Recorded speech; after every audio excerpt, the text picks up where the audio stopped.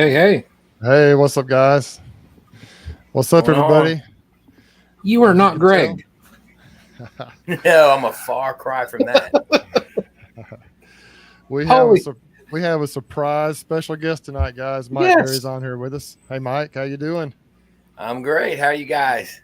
We're doing good. I listen. The Good. story is, Greg is tied up. He is not. He may not make it on tonight.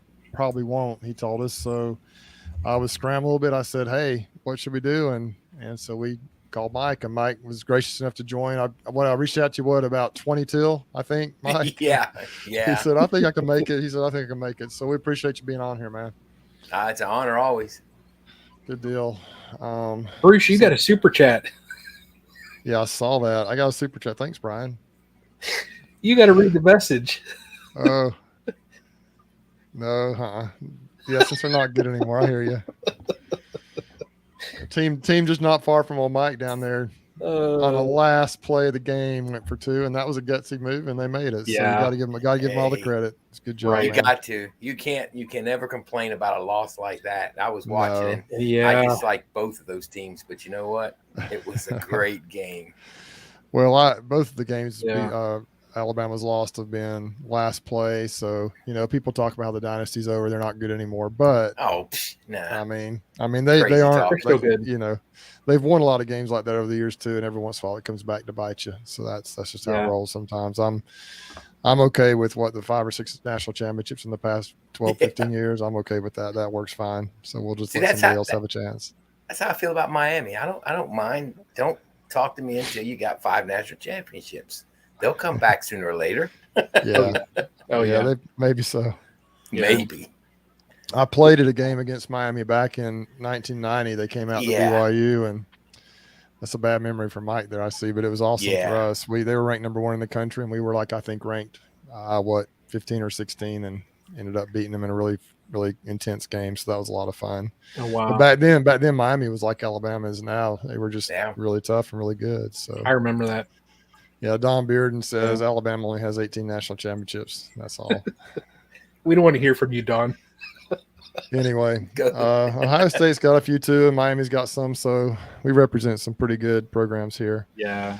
But anyway, so I understand. I think the weather has cooled down a little bit here. Not cold here yet by any stretch, but it's starting to cool down just a little bit. Brian, what do you guys have going on up there with the weather? So today we had mid 60s. Tomorrow they're calling for, I think, 68. And then Friday we've got 59. And then after that, Friday they're also with that tropical storm. And then there's another system coming from, I think Ian is sending a storm down our way, but they're calling for 2 to 3 inches of rain on Friday. And then over the weekend, it's going to dip down into the 40s. They're talking about snow Sunday and Monday. Oh, gosh. So, yuck. Yeah. I know out in Utah where we have family, they've already been getting some snow. So I guess winter is upon us, sounds like. Mike, you're probably about like us over there. I think we're going to be in the, 60s or something like that. It's going to, for us, it's going to start cooling down a little bit, but it's nothing to worry about. We're going to be okay. No, I think we got a high of 30. I mean, a low of high in the 30s, 38 or something for a day or two. But I watch the weather up there where Ian's at. And anytime they get a blast of cold air, give it about 4 to 5 days, and we get it down here. It's, of course, obviously not like them, but we'll get into the freezing temps. So we won't see that for, a little while. I hope not, Bruce, anyway. But we've got, I guess, highs are going to be in the 70s the next 3 days. We got rain coming in Thursday. Wow. And then we're going to have highs in the 60s early next week, and then in the 50s late next week, with the lows in the 30s and 40s late next week. So anyway, we have Saturday night, we have a low of 31, Sunday low of 28, Monday 28, Tuesday 29. So winter's here. So, wow, we got almost 100 folks on here already. We really appreciate everyone being on here. As you can see, for those who are joining us a little bit later here, we have the legend Mike Berry on here with us tonight. Greg couldn't make it, so we invited him to come on. He graciously accepted. We appreciate you being here, Mike. Yeah. I did want to make you aware of a couple things before we dive into the bee talk here. We have and Brian, we'll talk more about this as the chat goes on. We've got a special stream team chat coming up on the 1 year anniversary of our first stream team chat, which at the time we didn't know it was going to be a stream team chat. It just kind of happened. And so we're going to have some really nice prizes, I think, giveaways going on then. So, we are going to be paying for some of these. And so, any type of super chats or anything like that is appreciated to help go towards that in any of our streams. We try to, I think I've invested pretty much everything back into the prizes that I've actually, for the super chats I've gotten. If not, it's been very close. And so we appreciate that. We got some really nice stuff coming in that we're going to sell. We probably may end up with some more things. I don't know, Brian, we still have a little time before that happens. And so we may have some more stuff in here as well. So just keep that in mind. It's going to be some really nice prizes. Yeah. I think with what we have tallied up so far, we've got to be over what the extractor price was. Oh yeah, definitely. Oh, wow. We're definitely past that. We might even be up. Yeah, we're close to probably 1K. Probably close to that. Yep. Total prize giveaways so far. And I'm sure we'll end up with more, I would imagine. Yeah. I think for sure we're up around that range. So it's going to be, it's not just going to be one big product. It's going to be several smaller products, a couple of which are, one for sure, which is a really nice kind of, an expensive item that most people on here will probably want. And so we'll talk more about that as time approaches. But just to let you know that we do appreciate everyone. And that's what we utilize those super chats and those super stickers for. If anyone is willing or able to share, we'd be glad to put that right back into the prizes and keeping this thing rolling. So enough talk about that. Let's talk about bees a little bit. So we'll start north and work south. Brian, tell us about what you're doing with your bees. You've had some videos lately. You've talked to us a little bit about kind of what you've been doing with them. You've been traveling a little bit, hanging out with Greg and doing some different things. So tell us about your last week or two. What have you been up to? Well, in my apiary, I spent my lunch break today. I scooted over to the farm property, swapped out. I had some old, they were probably my original screen bottom boards. They were 6 years old, a little bit beat up. I got brand new wax dipped screen bottom boards for those colonies from Greg. So I swapped out those bottom boards, pulled my feeders, put on a Vivaldi board on both of those. And it's, really, I'm not even using it for that. It's an inner cover that has, I think there's probably a 3-inch shim around it, and there's a ventilation on the one end. And I put my Hive Alive fondant on both of those colonies today, just because, we're going to be dipping down. It's going to be 30s and below, freezing. Wow. So tomorrow, my plan with it being, oh my gosh. Oh gosh, Steve. Man, you didn't have to really appreciate that, Steve. So awesome. Thank you so much. That's about a record, I think, for us. That's that's a big deal. That's a big, we'll be able to, that goes a long ways, man. I appreciate it, Steve. Thank you so much, man. Wow. And also Jams Farm, thank you for your super sticker as well. Appreciate it, guys. Sorry, go ahead. Wow. That's big. Yes, it's so big. I tell y'all, honestly, lately YouTube has been a little stingy. It's been tough to get views and tough to get any type of ad revenue. It's been lower for some reason. I'm not sure what's going on there, but it's been really a tough go out there a little bit with the YouTube stuff lately. Yeah. But I really appreciate that, guys. I got those 2 colonies done today. I got the entrance reducers on them. I got them. I wanted to get them with these 2 days that I have. It's like the man upstairs. He looked down and he's giving me these 2 days where I can get my colonies pretty much packed up. So I got those 2 squared away. Tomorrow, I'm going to square away the other yard. I've got a new item that I'm trying out. I got some of those Better Bee or those the insulated inner covers. When I was up visiting Fred, he had those, insulated inner covers on every single one of his colonies. Hive Alive Fondant, every single one of his colonies. Doesn't wrap his colonies. He didn't lose a single colony. Who was that? Who was that? Fred Dunn. Fred. Fred. We were just going through when I was looking at his setup and things like that, and I just thought with wrapping, I've been kind of tossing up the idea: do I worry about wrapping them, or do I just make sure that I've got the mites under control, they're fed, I got good queens, et cetera, et cetera. So I went that route, and my populations are really nice. So on my 10 frame colonies in my apiary, I'm going to put on those insulated inner covers. And then I'll have the Hive Alive fondant on them, of course. Throw on my, entrance reducers. But, basically after tomorrow, it will be not checking feed. It won't really, really tomorrow I think is going to be the end of my year. So, yeah. Just like to talk to once again, just give you guys a little bit of spotlight here. Jams Farm, Steve, and thank you so much also to Bill. Yeah, that's Good awesome. Stuff, man. I appreciate it, guys. So really just you've kind of got them tucked in for winter a little bit here, and we'll see what happens moving forward then. All right. What about you, Mike? I've seen a little bit of what you've been doing. Where are you at with your bees right now? I've been done for a few weeks, really. I don't touch them after I treated, and that's it. I leave a second deep on, so they're always heavy. I'm a hobby guy. I don't need to pull everything off. I'm not, like you have to run your mediums and stuff, and you are already having to gear up for January. And for us hobby guys like that, it's not quite.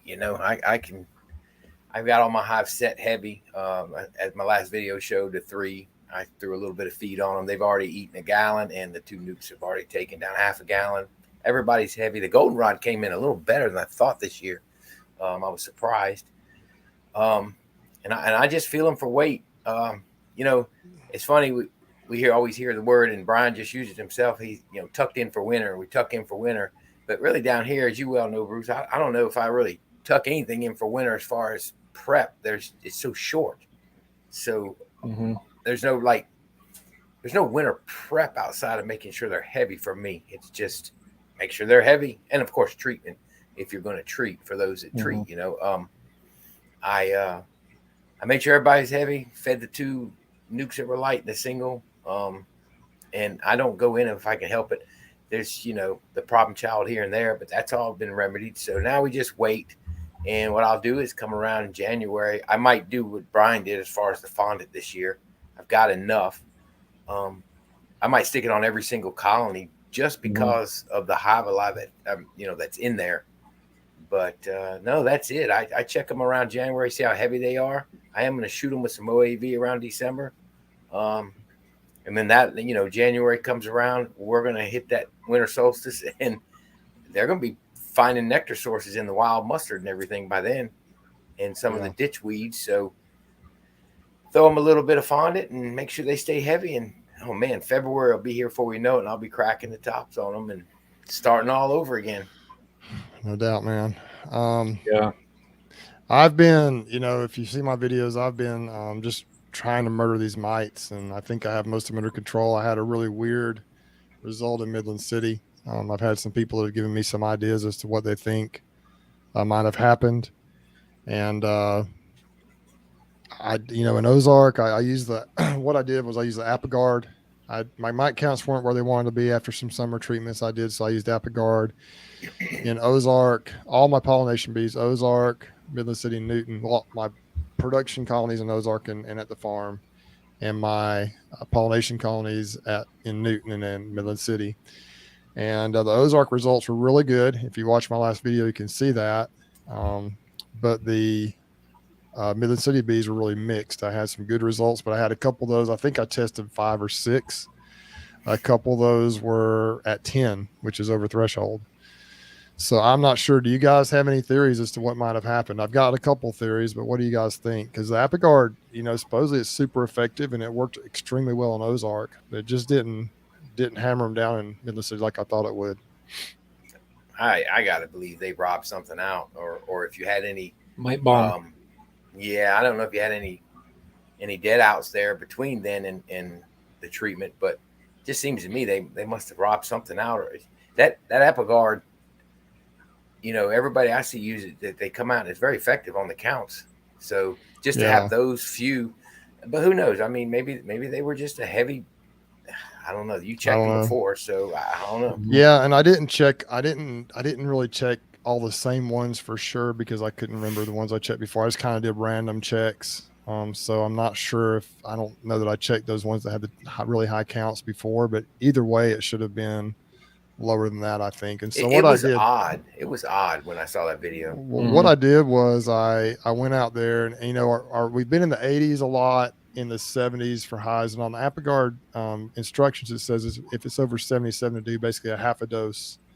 It's in the 80s to do a full dose, or if it's in the above 77, do a half dose, and then if it's 77 or below, I guess, to use a full dose. So I had 2 weeks there. The first week I did a half a dose. 7 days later, half a dose, or the next week, a half a dose. And then the next week I did a full dose because the temperatures were going to be in this, at least the first part of the week, they were going to be below in the 70s. And so that's what I did. Let that on for 2 weeks. So they got 3 treatments, the equivalent of 2 full treatments, basically kind of split up. And like I say, it hammered them in Ozark. I mean, they were way low in Ozark, 4 total mites and 8 colonies I checked, right. But in Midland City, it just wasn't. It was real all over the place. But I tend to agree, and other people have mentioned this as well. It could have been a feral colony out there somewhere that got robbed out. There could be a beekeeper nearby that I don't know about that had some loss, maybe a treatment-free person or someone that doesn't treat very well or had some mite issues. So I don't know. It's bizarre, but I'm going to hit them. And somebody asked that question. Where was it, Brian, about the oxalic acid? Brian Lee. Yeah, Brian Lee. Yes, Brian. I'm going to hit them, hammering pretty hard with oxalic acid here. I'm going to do it soon. I don't know if I'll do it this week, but I was thinking all along I'd hit my bees with oxalic acid around Thanksgiving. A couple of treatments right there in late November and December, and we're almost at that now. And so I'm going to hit those, and then I will check for sure those 2 that have 10 in them after I do that. I have kind of a fun video coming up. I've got 3 different types of oxalic acid vaporizers, and I'm going to kind of leave it kind of quiet as to exactly how I'm going to do that, but it's going to be fun. I do have one of Rob's new Insta-Vapes, and I have, of course, his regular one. I have another one that I'm going to try as well and kind of compare. They're all at different price ranges, so I'm going to kind of just show y'all how they all work. Hopefully I can figure out this new Insta-Vape one. It looks like it's pretty easy. And I'll tell y'all what, that thing is well built. I don't know if either one of you guys have one of those, but it's incredible. The batteries are basically, I got 4 batteries, 4 6-amp batteries. So those were almost as expensive as the machine, but I have to have enough to be able to do 100 colonies plus. Yeah. So I just went ahead and bit the bullet, and I got a lot of money in that thing with the batteries, but it should last me for a long time and hopefully be able to knock out the colonies really quick. So do you have a cork? No, but I need to get one for the FMA hives. That's what I'm going to use. I do have Rob's adapters, but the 10 frame one was the initial version, and it tends to, if it's cold, the oxalic acid will build up on the inside of it. Oh my gosh. Thanks so much, Fuzzy World, for that. We will definitely utilize this for the channel and for the prizes coming up. Thanks, guys. Everyone that's contributed tonight. Do you want to tell them what the one prize is going to be? Well, sure. I just mentioned that we're going to be giving away one of the Insta vaporizers from Rob. So that's one thing we're going to be doing.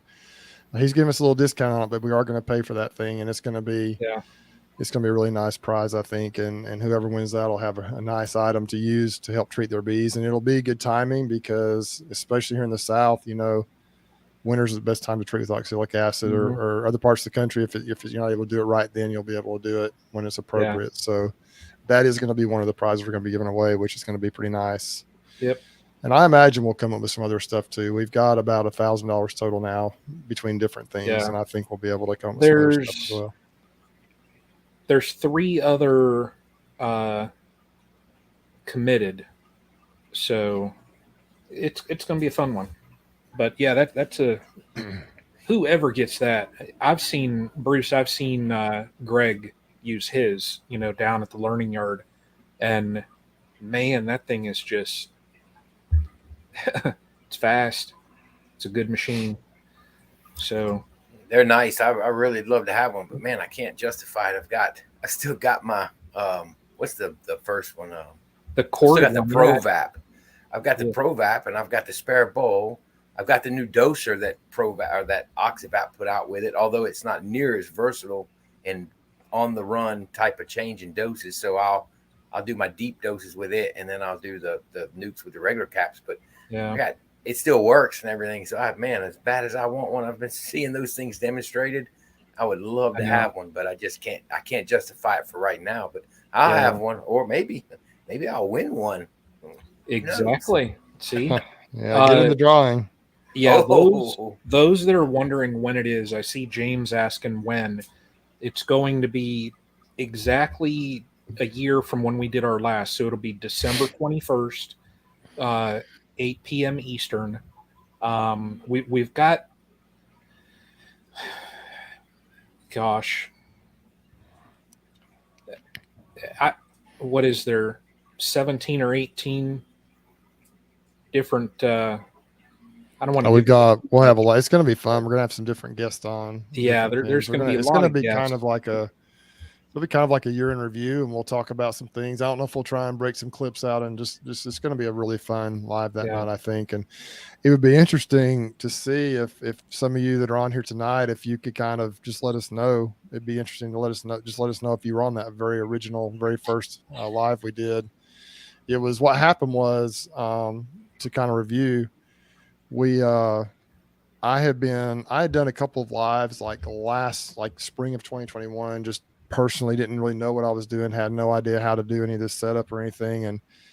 And I had another friend, Brian Carlton, who had a channel what was it, Backyard Bees, North Carolina or something like that. And yeah, he doesn't have his channel up anymore, but he's like, man, you should just start doing lives like Brian that Castle Hives does. He does lives all the time. And I didn't have any idea. I really didn't know who Brian was, but I thought about it, and about, I guess it was probably October, November sometime. I watched one of his live streams he was doing with somebody, and then I decided to get serious about it. So I actually reached out to him. And guys, I got a little cold. I'm gonna cough here a second. Hold on. is Anyway, so it's kind of interesting because I think just right around that time or before that, uh, Greg had reached out to me. I didn't know who Greg was really either. I thought Greg was kind of bold because at the time his channel was quite a bit smaller, but he's traveling around and hanging out with Cayman and all this stuff and interviewing them. And I didn't have any idea who he was, but he reached out to me and asked me if I wanted to do a podcast at the Hive Life conference. And so I agreed to that. Then shortly after that, I reached out to Brian, or I'm not sure what the order was. And Brian's like, well, yeah, I'll help you figure out how to do lives. And so he told me, first of all, to get StreamYard, which is the streaming uh, program we use for this. And so I did that. And then he said, well, hey, Bruce, you just want to come on and we'll do one on my channel. You can kind of see how everything works and everything. And so I'm like, well, sure. Well, next thing I know, Brian had invited like Ian and Cayman, and he'd invited I think we ended up with 6 or 7 other guys on there that night. Greg, that's when I really first got to meet Greg a little bit and talk to him. And that's the night that this thing was really born. We did another one, I think, on my channel right before Hive Life. And then we started doing them after, and our first guest was actually Jason from Bohemia Bees. I think he was our first official guest to come on here. And then we've hit the ground running from there. It's been a lot of fun. And so December 21st was the first night we did it. And it's really just kind of been a fun time since then.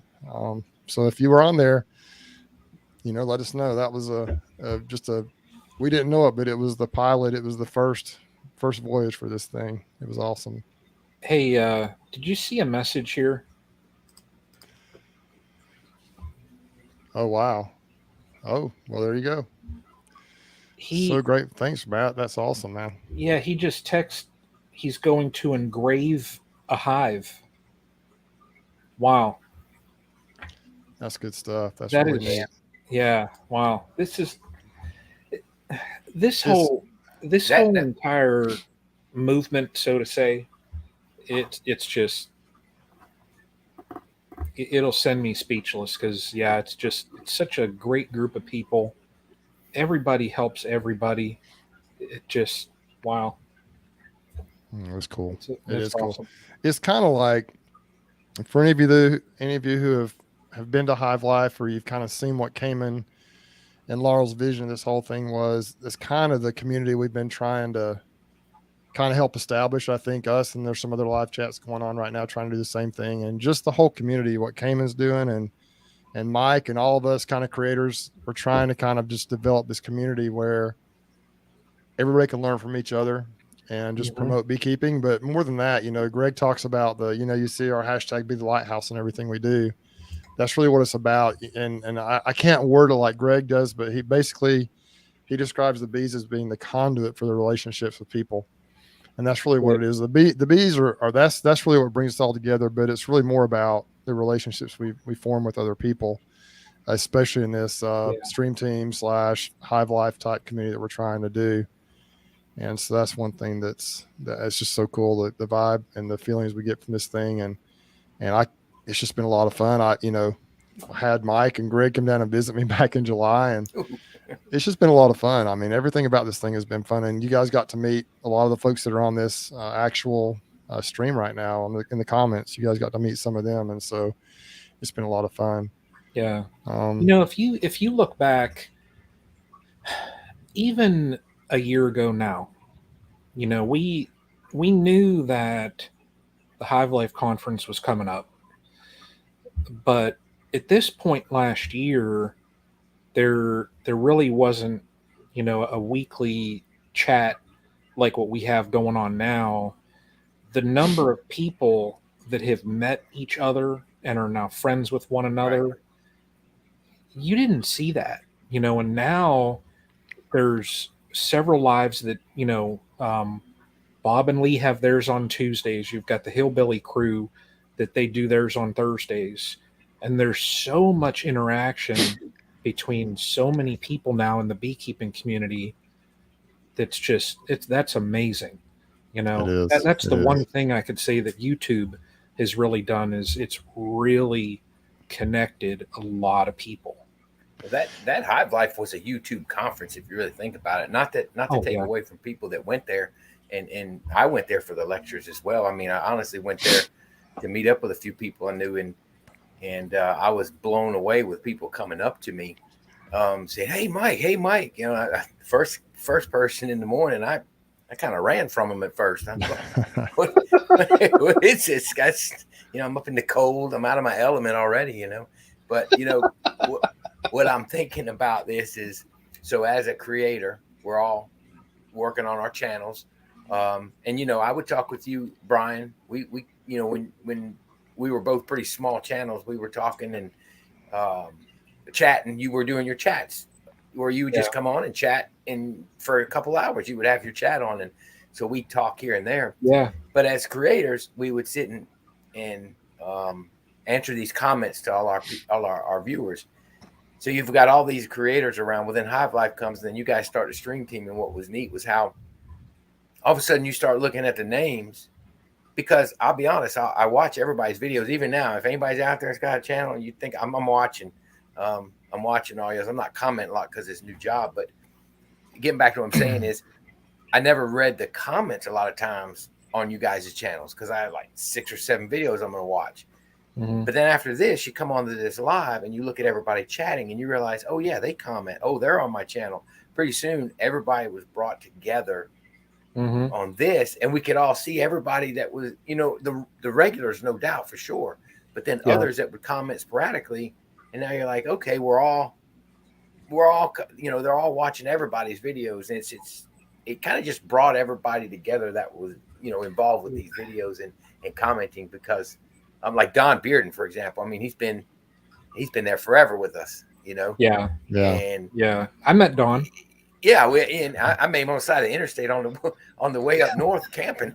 He wanted to buy something from me, and I'm like, and I didn't know if I was going to get jumped, man, because I'd already talked so bad about Alabama, and he chewed me out in a comment about Alabama. I'm like, man, who is this guy? And man, Don's the greatest guy you'll ever meet, though. Let me tell you. And Yeah. I got to know him up there. But I guess what I'm saying is, then you realize, well, Don's on every other he's been supporting all of us, and same with so many of you guys out there. Everybody's been kind of just gathered around. So I think when you guys did the stream team, and you could see it on Cayman's lives as well. Don't get me wrong, but it's just a little different with the stream team because it's not rapid fire question answer kind of thing. It's just a community, because if you look at the comments as we're chatting on the live chat, you'll see people talking with each other. Absolutely. And so that brings us all together. And I see, there's names in here. We got Jose in here right now. We got so many people that have been here from the very beginning. Matt, Jose, Matt look at there, Jose. Yeah, I see that. Jose, you got to get me one of those hats, man. I need to see my address. I'll pay for it if I need to. I need one of those hats. Everybody here, what you all don't know is there's somebody amongst us that will not admit that they put out how-to videos. So what we did, Bruce, what we did at Hive Life in January is we spoke to someone on how to properly run YouTube streams. And if it wouldn't have been for that person that does these how-tos, we wouldn't have been able to do this. We would have had no clue.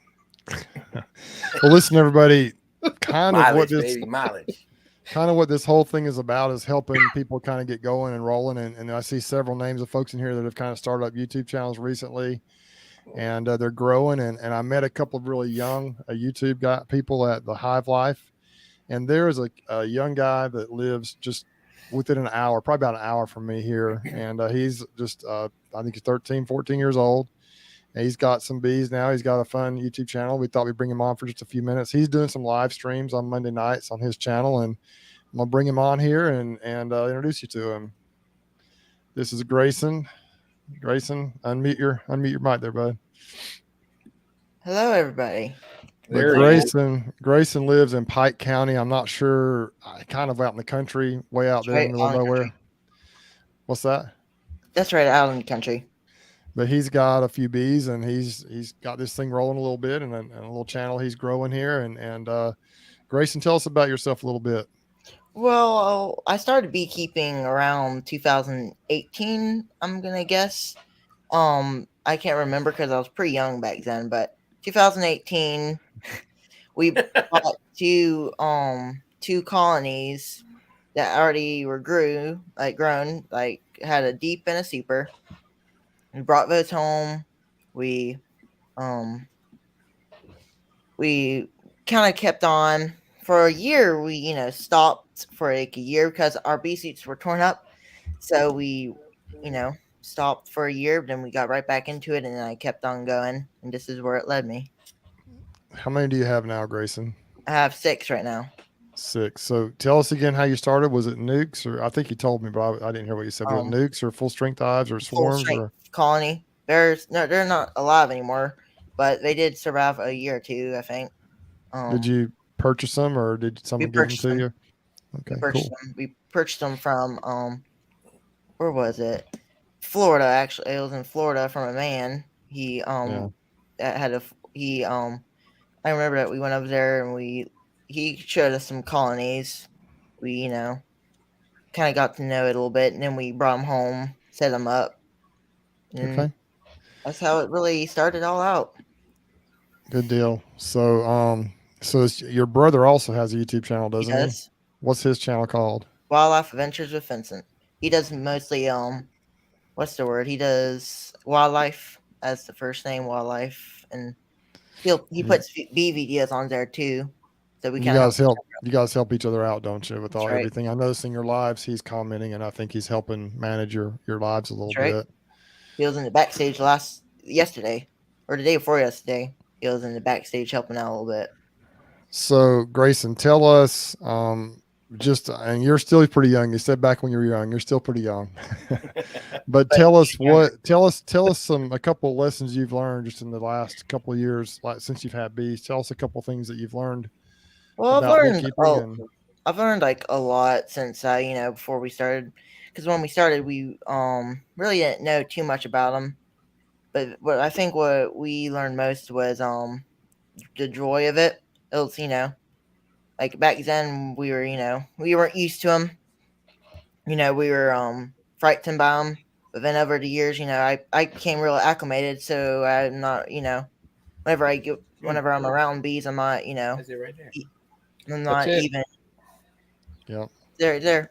I'm not even, nervous to, go out there, build up my confidence. That's the main thing, I've learned over the years, and then I've learned other smaller things like, like learning, keep on, Mm-hmm. like, my channel, for instance. If I didn't keep on going, I wouldn't have been where I'm at. If I, stopped, I don't know where I'd be. So I'm glad I kept it on, going. kept it I kept it even though I didn't have many people watching. I kept on doing it. Then people found my channel and shared it and stuff, and then it became a little bigger. So that's the main big thing that we um Yeah. you know Well, it's yeah, it's super cool that you've already learned. A lot of kids, I think, would have given up I if think they so. lost their first couple of hives. They would have said, "Forget that. That's too hard. I don't want to do it." That's right. But I don't know if you have access right now, Grayson, to the comment section here. But we've got I have that Jose. since I've We've got learned the whole thing. So we got Jose. We've got Grammy. We've got Jose the California beekeeper. We got just a all lot of these kinds of names people. I Some recognize. local people. We've got Hillbilly Earls on here. He was on there Monday. Ed, yeah, we've got Don Bearden, we got some Ian from Canadian Beekeepers blog. So a lot of folks are Mhm. watching right now and they're getting to know you a little bit. So it's pretty I see. cool that you came on with us tonight. I'm glad. So Um, Mike or Brian, you guys have any questions or anything you'd like to talk to Grayson about? I am going to Well, save all of my questions because next week I'm hoping that I get to my hotel in time, and I should, Grayson, I should be able to get up there in time. I Um, usually run 5-10 minutes late. Last time we did okay, run a little late. okay, I'm going to pop on to his next week. That's Oh, right. that'll I be asked him. fun. That's Monday night, right? That's right. Yep. Monday night, every Monday at 7 o'clock, same time y'all start. I'll have it. I just started doing them. I'm getting people scheduled for the next 2 weeks. I have somebody else scheduled. So Yeah, it's pretty awesome. You're 14, is that right? Or 13? How old 13, are you? 13, 13. So that's pretty incredible. Mike, right? you got any questions or comments for Grayson here? no, not really. I just looked up his channel. I was I'm totally surprised when you brought him on. I've seen his name before, so I wanted to check out his channel. I just subbed to Okay. it, and I'm Thank already you. looking at the videos. He's getting some decent views, Am but I mean, I'm looking forward to checking you out. I'm always impressed with the younger beekeepers that are willing to do something like this and get out there and then show what they're doing. I I think definitely. younger There's, people are definitely not afraid of those kinds of things. It seems like we sometimes as adults will be because of our pride. Thank But you. sure. yeah, I'm looking forward to checking out your channel and seeing For what you got sure. going on. Well, Definitely. great, Grayson. I Comment. think you've already got a few folks that have probably subscribed on here tonight, so that'll Definitely. Oh yeah, help your channel a little bit, probably. Thank you very much, everybody. Appreciate everybody. yeah. Let's see what he's up to. 120 now. 120. There you Thank go. you. It's awesome. So Grayson, tell me what your goals are with the beekeeping. I know obviously you want to continue to grow the channel and That's keep the right. bees alive, but tell us what your ultimate goals are. What are you trying to accomplish? Well, I'm gonna try to accomplish. I've been starting to build bee boxes, so I'm starting to try to grow a beekeeping business. Is one of my primary goals. Start off small and then kind of grow. I started building some bee boxes. I already announced that I was gonna start selling them. People email me and stuff like that, but I've been starting to build them. And my second goal would be, to expand my apiary and start next year. I'm hoping to try to start doing some queen rearing. I got like a lot, I've been planning. I've been here, studying about them and planning. But my two biggest goals are for doing is growing my apiary and then growing my beekeeping business, and then growing my YouTube channel and sharing everything I know so far and sharing my journey. So that's basically what Awesome. my primary goals are. Well, I know there are a couple of other young folks that have channels. There's a I can't remember his name, but the okay Backward beekeeper, I already subscribed there. back row beekeeper, and then we also have Natalie beekeeping with Natalie, who's also Mhm. young. She might be a couple of years older than you, but both kids that are, Natalie's been doing it a little while. She's actually almost on the sideline or almost commercial type level. She's got a lot of colonies, and That's real cool. and I'm hoping backward beekeeper is developing his business as well. But I think you're right on track with where you need to be. Jason from Bohemia Bees asked, where are you from? And Jason, he is from Alabama. Pike County, Alabama, which is about probably 45 minutes to an hour from where I'm at. So he's pretty close. So we're not too far away.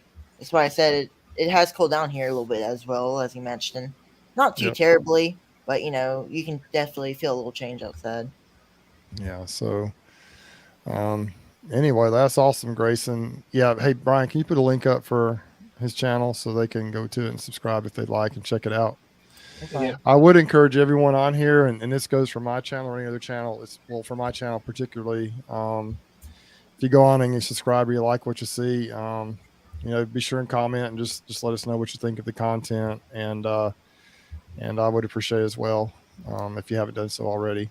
But yeah, definitely check out Grayson's stuff. He's just getting started on this journey and learning, and his videos, he's figuring out the YouTube thing, the video thing, starting to edit a little bit, I think. And the thing I've been impressed with, Grayson, is at your age that you're, number one, brave enough and willing to do these lives, because not only does he come on here, but he hosts a live. Yeah. For those who just came on late, he hosts a live on his channel every Monday night at 7. What's the name of your channel? Is what is it? Wildwood's Honeybee Farms. Wildwood's Honeybee Farms. Is that it right there, Brian? Under where you say Castle Hives? That's right. There it is. That's my channel. Excuse me. Yeah, right there. Maybe people will ask me how did I come up with the channel name, and I always say it's because whenever we sold our first honey, our mama thought of the name Wildwood's Honeybee Farms, or something to do with Wildwoods, and then I thought we slowly developed that name, and then I used it for my channel. So that's how awesome. I really So Brian, how many subscribers we got now? 135. 138 subscribers now, Grayson. Thank you. That's awesome. What'd you start the night with? I didn't see what you started with. How many did you have to start, Grayson? 20. Let me think. It was 111. There you go. Awesome. Thanks, everybody. 10 or something like that. So you run 10 frame equipment, Grayson? I am 10 frame equipment. I do have a one that's in a 9, but same thing. Okay. But I am going to answer one question that Don Bearden is saying. Is Grayson attending Hive Alive, if that's correct? I actually am. We just bought the ticket, so I'm pretty awesome excited for that. We'll be able to meet and everything. That'll be cool. Hopefully, do you guys know what's the name of the young man that does backward beekeeping? What's his name? Darian. So hopefully Darian will be there again. He was there last year, and maybe Natalie, you can meet her as well. And there'll be probably some other young folks there. So that's just great. I'm glad you're coming, Grayson. Look forward to meeting you. Well, I've already talked to Grayson a little bit about us doing a collab video. If he could meet in Ozark, which is about halfway between where I'm at and where he's at, that's right. he could hang out with me, and we could each do a video or something, and maybe do a little collab. Right. And so hopefully he'll be able to come hang out with me a little bit. I'm definitely gonna plan on that. I'm trying to figure out a day. Maybe sometime this year. If not, I'm definitely next year.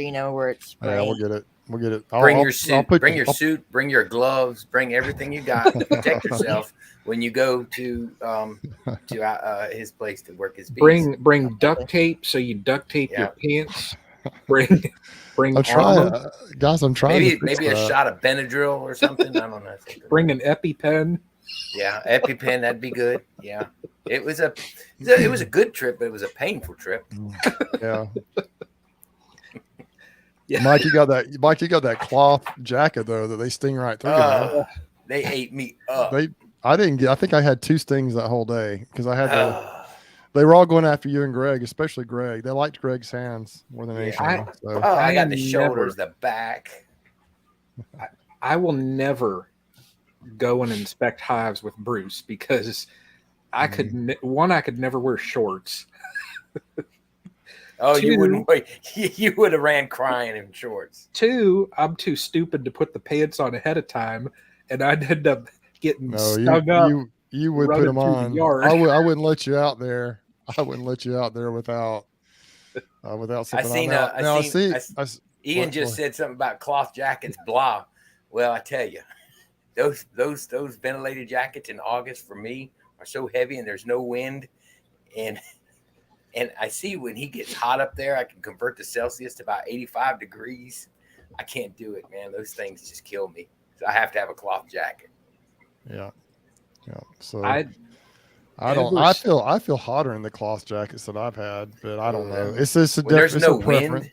It's a when it's yeah, sticky true. and no wind. Oh my gosh! It's ever awful. since I got my Guardian jacket and the gloves, I even gave up wearing nitrile gloves because I wear those vented Guardian gloves. That's all I wear. I love my Guardian gloves. Oh yeah. Terry called me ugly a little while ago in the when he came on. At least he referred to the guys up top look good and that other one. But maybe if I had a nice Guardian veil to cover my face, he wouldn't have to look at that. You know? I don't know. See, just saying. Right. Yeah, I tell you, a lot of people on here are saying they use Terry's Guardian bee jacket, and I've got a couple of them. I prefer a suit of armor. Lisa, you're not far behind, Lisa. You're the one to talk, young lady. We didn't get stung at her house. We didn't. Well, no, but we weren't going through her bees either, were we? That's awesome. I've never been through her bees either. I've just heard they can get spicy sometimes. But so tell us, Grayson, how are your bees? Do they get a little bit spicy sometimes, or are they usually pretty gentle? One of my colonies I went into, they were, kind of defensive. They're, attacking my velvets, and it was out there as well. But the colonies are starting to get a little more defensive. Just some of them, like some of them seem like a little more, I don't know, Africanized or something. And I have 3 colonies that are what do you call it? Italian. Yeah. They are starting, but all of them are overall, because it's the season. They're starting to get a little more aggressive and stuff. So did you get these last colonies? Did you purchase those as well, or did you get them when you started back over again, or how'd you get your? You may have told us already. I'm gonna say what I actually did. So there's been I'm gonna say one thing. This is my opinion. Every time we did like packages, we all of them, we kind of, passed on. They died. I think the main reason is because we didn't feed them. So I've been, liking nukes better. So I, get the nukes. I, put them into colonies, let them grow into that 1 deep. Put them in an herb deep or a super or whatever they need. Let them grow that one. The last ones that we got this year were nukes. They're all doing okay. One of them is a little smaller, so I'm gonna have to, they're low in population.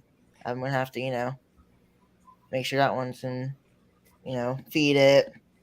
But all the others are doing just fine, I think. So I've been, good. I went out there today, Good. peeking, just looking. All the others, other than that one colony I was talking about that's low in population, have some good bees in there. So have some good hope I'll at least get 4 colonies out this winter. That's awesome. Good deal. Yeah, I like the way you walk through what you're doing with your colonies, and you have treated for mite. You treating for mites? I just got done using Apvar. I removed it actually yesterday. Is when I removed it. I was supposed to. It said I was gonna. I wrote down on my calendar the November 7th to remove them, but I went a day over because November 7th was actually my the stream. So I wasn't able to get that Bavar strips out that day. So I got them out yesterday, but I did treat all of them. So they should all be mite free, I think. Good deal. I do. Next year I'm gonna treat in the spring and be fall. This year I only treated this fall. I didn't treat in the spring, but I'm getting more acclimated to treating, because at first I wasn't. I was kind of treatment free at the time being. Then I had the Abavar strips. I just really didn't know how to use them. But then I said to myself, I needed to go out there, get some Abavar out there, try to treat them. So then that's what I did, and I'm just gonna see how this winter goes. Is my next step is my see if Okay. next year expand, that kind of thing is my big thing I'm waiting to see. Okay. But Well, cool. Well, we it's good to have you on here. We like, just gotta, the thing about it is I think you've got a good attitude, because the bottom line is you're going to lose some colonies. That's part of that's right. beekeeping. I think you understand that already. That's But right. you just can't. If you love the bees, you can't quit. If you really Right. like it, if it's something you want Mhm. to do, and I think you've already learned that. And I know there are people that are treatment free out there possibly, but it's not a bad thing to treat, That's especially right. initially. For those people, lots of times it takes a long time to get to that point where they can develop a strain. Is if you just stick bees in a box and you expect them to survive and survive with the fish, you're going to lose them That's very right. quickly, and it'll be very discouraging and frustrating. I think we've all been through it. Sounds like you learned, like you kind of figured that out quickly. I have. Whether or not mites were what took your bees out, at least now you're kind of open minded to that and you figured that That's out. right. So Mhm. I'm open. That's exactly what I'm. That's why I'm saying 4 colonies instead of all 6, because I know that I can't say for an absolute guarantee that I'm gonna get all my 6 colonies out successful and they're all gonna make Mhm. honey next year. I can't say that. All I can say is hoping that all 6 of them will come out. But if I had to, theoretically, if I had to really say what I really think, how much I really want to come out winter would be like 4, like yeah, real that's a good goal. That's a good goal to have. goal. Mhm. So Brian has a story about Hive losing some colonies and then bouncing back. Brian, why don't you tell us Yeah. your story about that? Let Grayson know, if he doesn't know already, kind of what happened in your case a couple of years ago. So Grayson, this was 2 years ago. Yep, 2 years ago. I had 3 colonies, I think it was, going into the winter, and I've always just been a hobbyist. I just keep handful of hives, and just prior to that winter, I had gotten an oxalic acid vaporizer, and I thought, well, I'm gonna treat them with OA. I didn't really research enough to know what you should do with OA. So it was my lack of treating.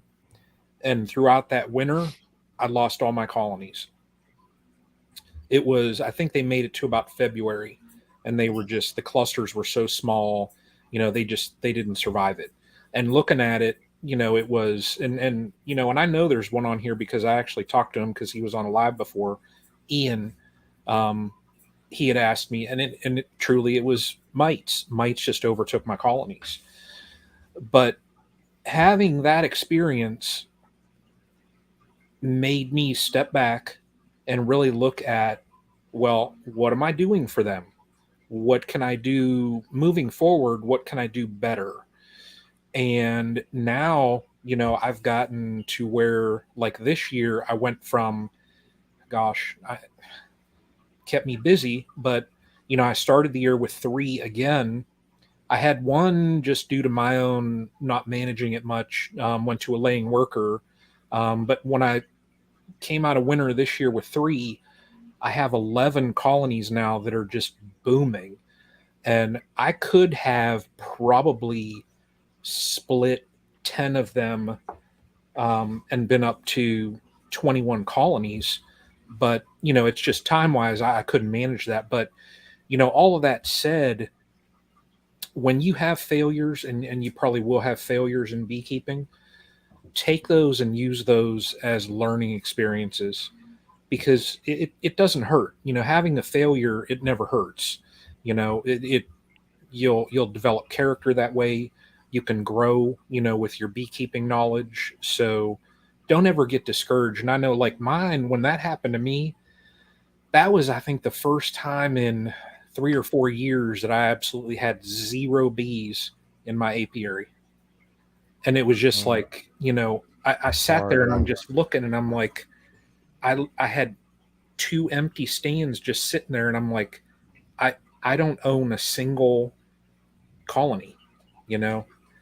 But it turned around, and now, where I'm at now, I'm I'm happy. I don't want to count my chickens before the eggs hatch because we're just going to be coming into winter. But take those moments and use them to learn. And at your age, man, I wish that I would have started beekeeping. At your age, because Yeah. gosh, it's hard Yeah. to say what at my age now what I'd know. Yeah.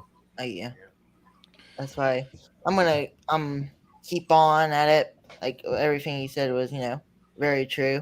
All Yeah, that I understood. You can understand that you're gonna have failure sometimes, but you have to use those, and then you gotta keep at it. And once you keep at it, you'll your knowledge will go up, and that means your bees will go up, and that means that means more knowledge you have, the more yeah.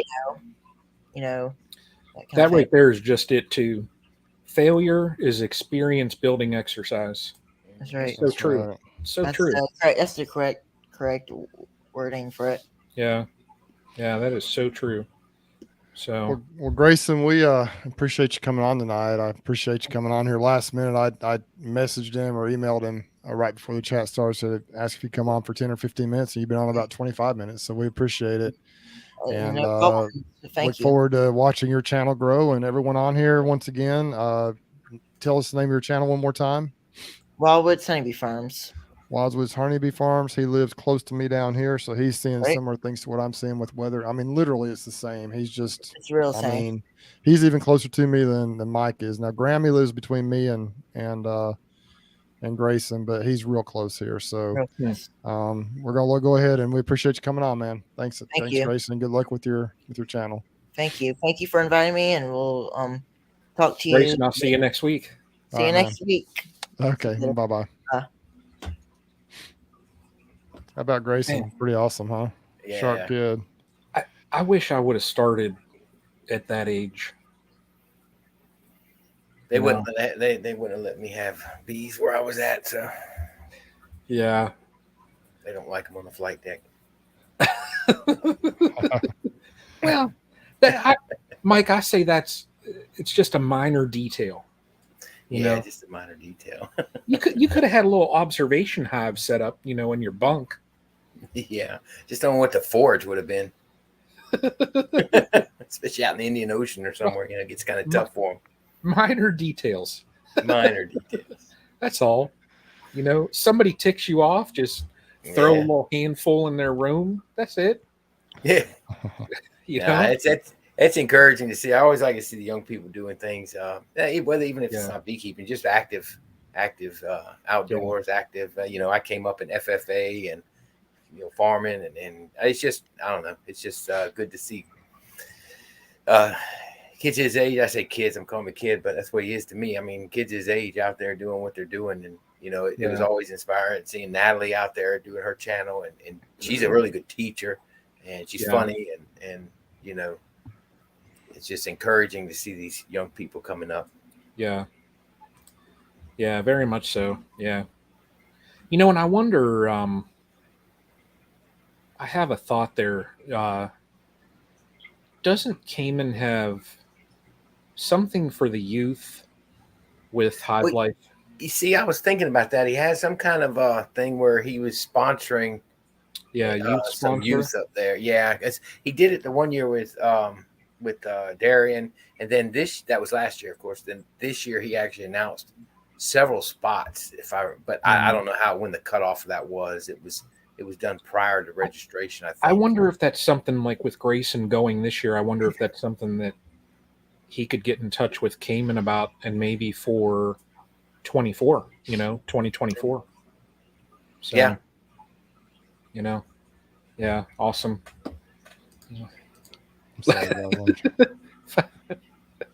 Yeah, Don Benny.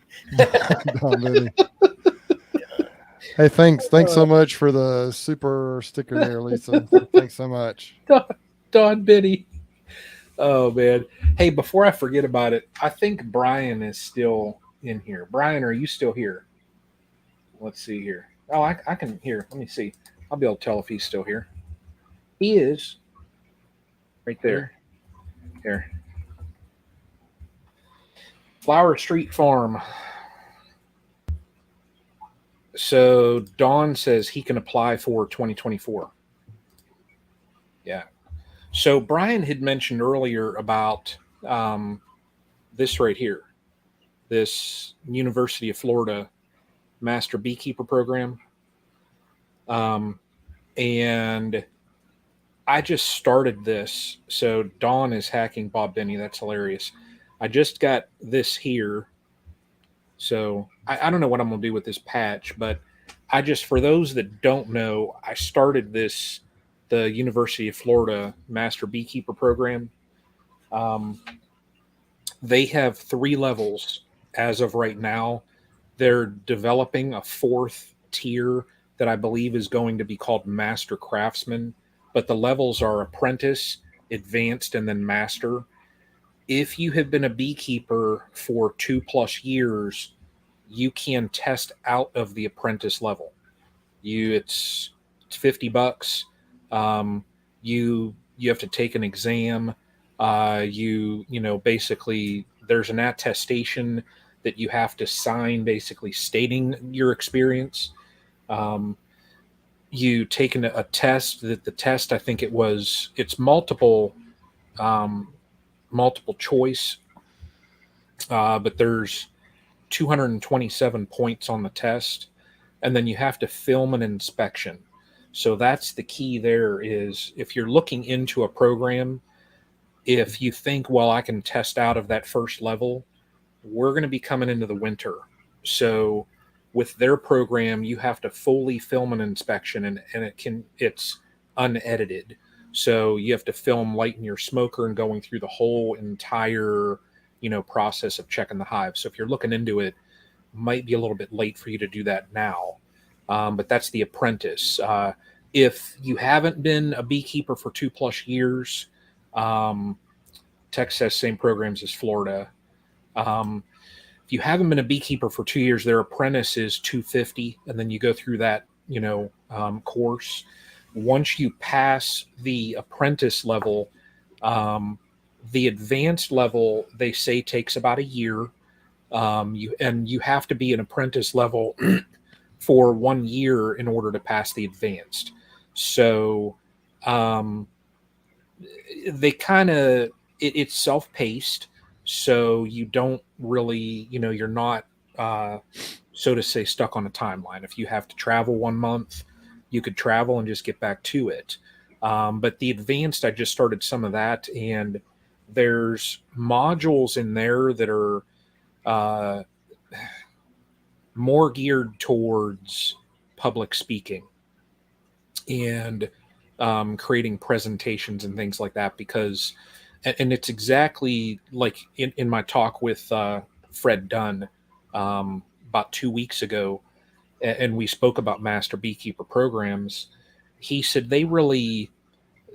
they're creating a resource for a beekeeping community.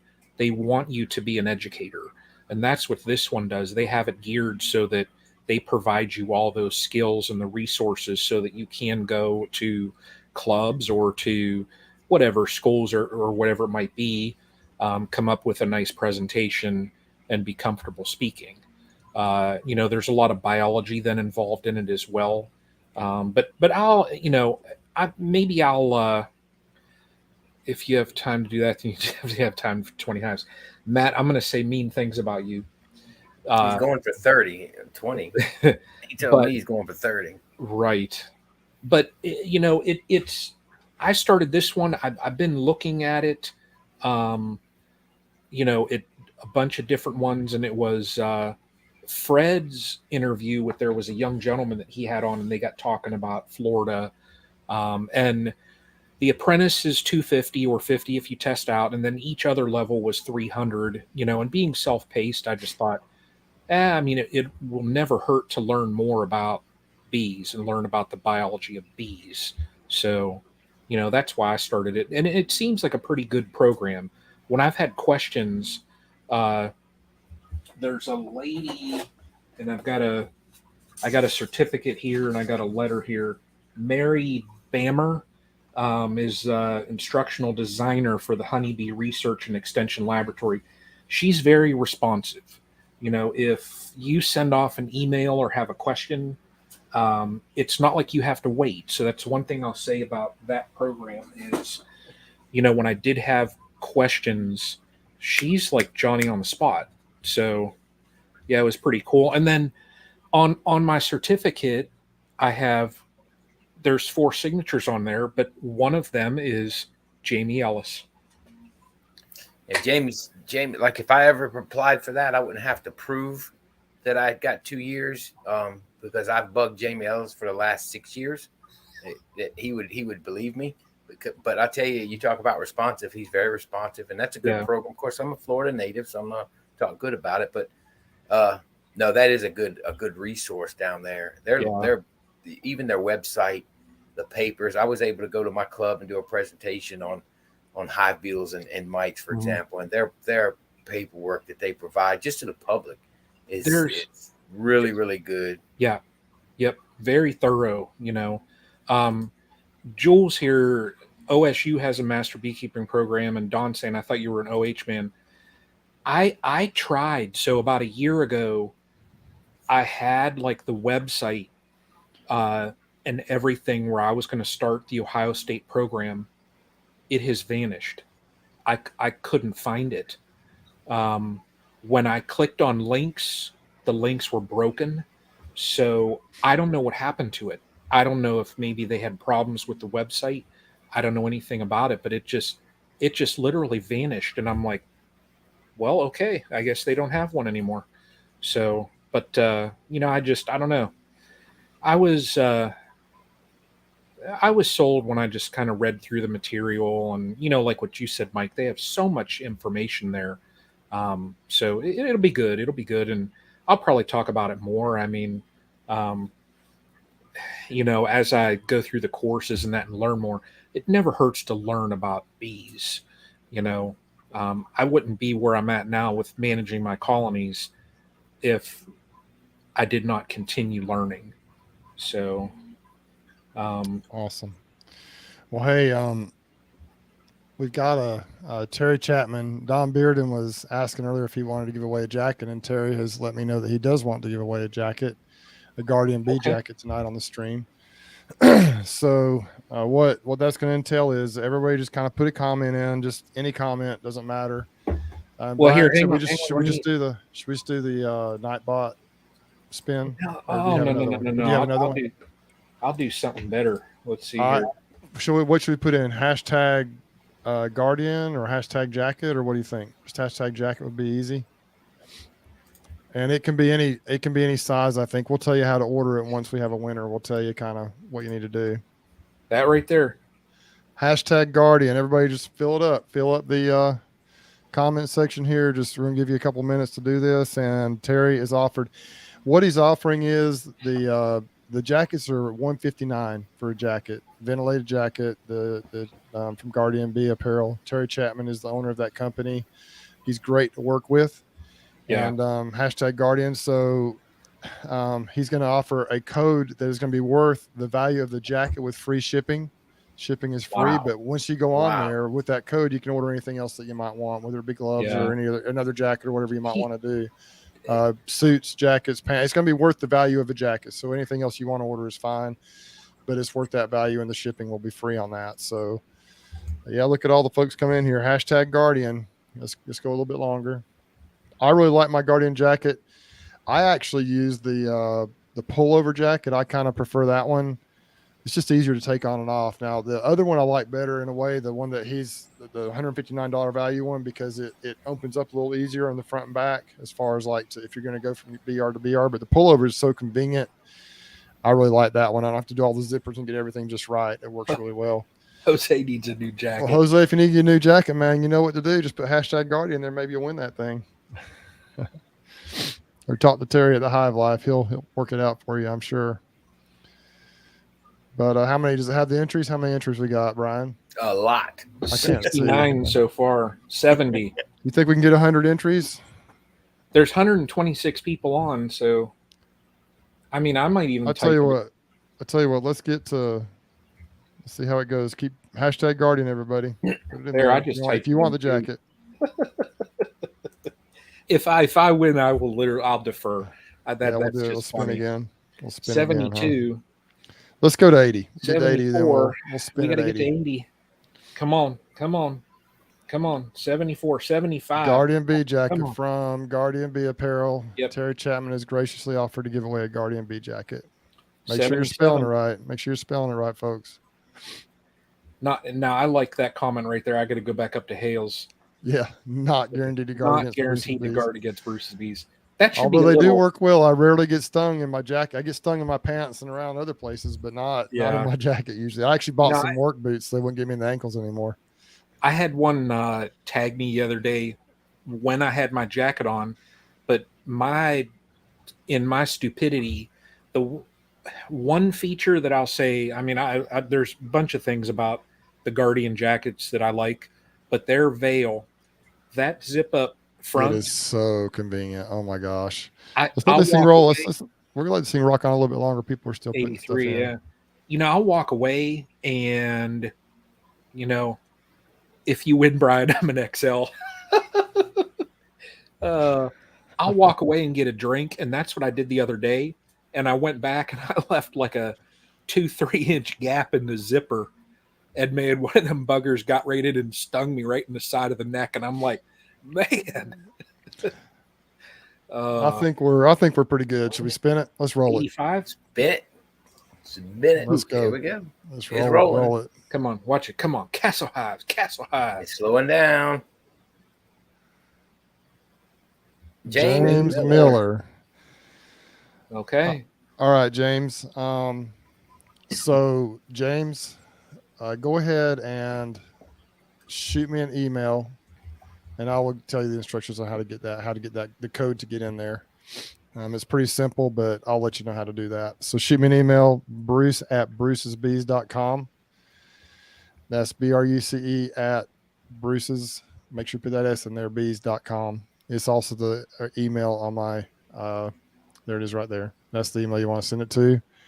It's also the email on my YouTube channel. So shoot that to me, and I will get you the code to get in there and get that $159 value. So good deal. either get the jacket or that plus whatever else you might want. Just this $159 value, free shipping, according to Terry.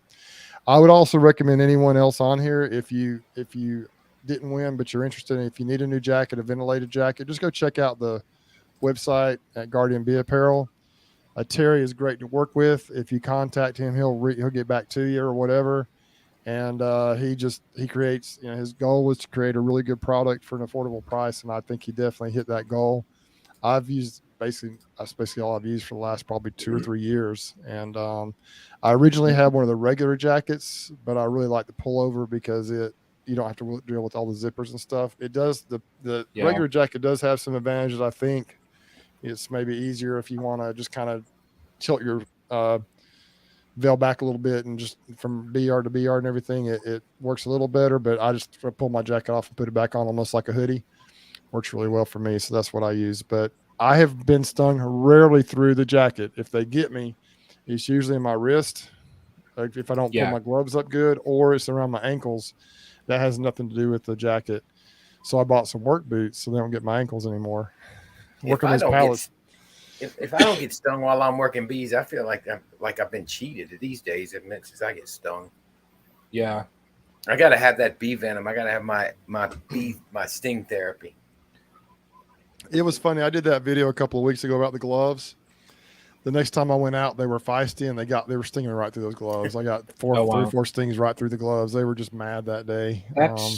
That's the one that I have. There is that Profit, and that's the one I think that is $159 value. That's the one that he's giving the value for.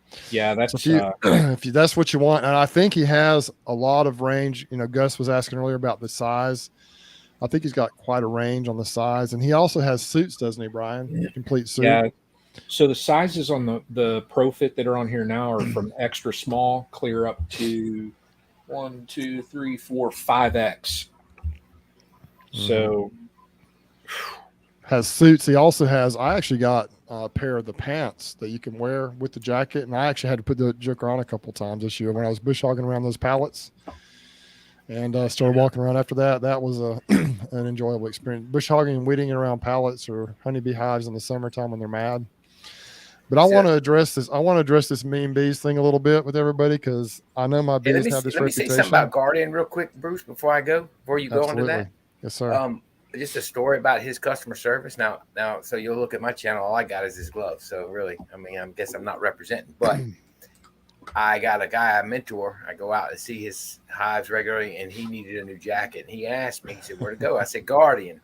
So he goes to Guardian. Look at show enough. He goes to Guardian and he gets the jacket and he gets the veil. He wants the brim, the wide brim. It comes in and Bill is his name. Bill's always like, "Man, I got such a big head, it didn't fit." And I'm like, "Okay." Well, he said he sent it back and he talked to them, and they were out. They were gonna, but they got him one built custom really quick. And he said that. And this guy, I'll just say this: he's a entrepreneur. No, he's not even that. He's a pretty big time businessman, and he knows business. He's in the public service industry. We'll just say he owns these things, so he's been in. He knows what he's doing, and he thought that customer service with Terry or whoever he talked to at Terry's place was superb.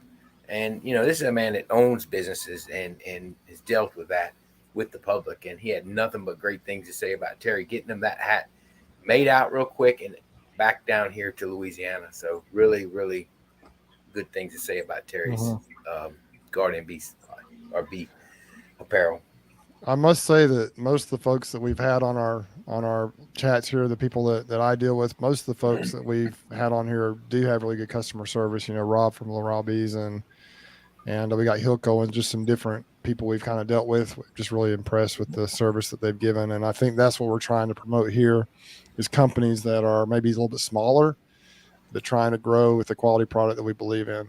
So Terry, reach out if you get a chance. We'd love to connect. So just go to his website. He does respond. I mean, it may not be immediately, but he does respond. That's how I contacted him the first time, probably about 2 or 3 years ago. And he just does a great job, and we appreciate you, Terry. Jose, I'll say, if you're looking for a new jacket, you check those out. That's all I wear. Yeah, Brian wears the ventilated bee jacket and shorts. It's don't be shaking your head, Mike. I just wish you'd come down here one time in shorts. It don't make sense to a lot of people, but I like to stay comfortable. If I get stung, like the one day I think I got stung 6 times on the legs. Getting stung on the legs don't bother me, So, but anyway, it is what it is. Yeah.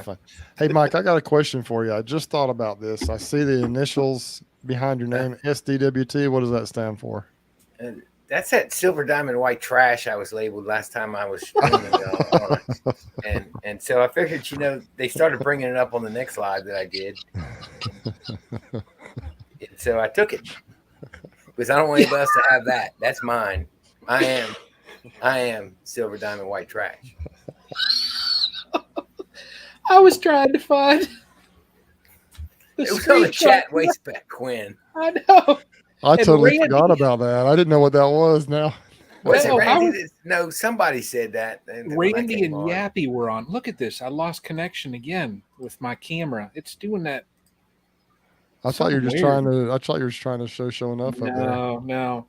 That's why I was on my phone earlier, is because I had it screenshotted so that I would remember.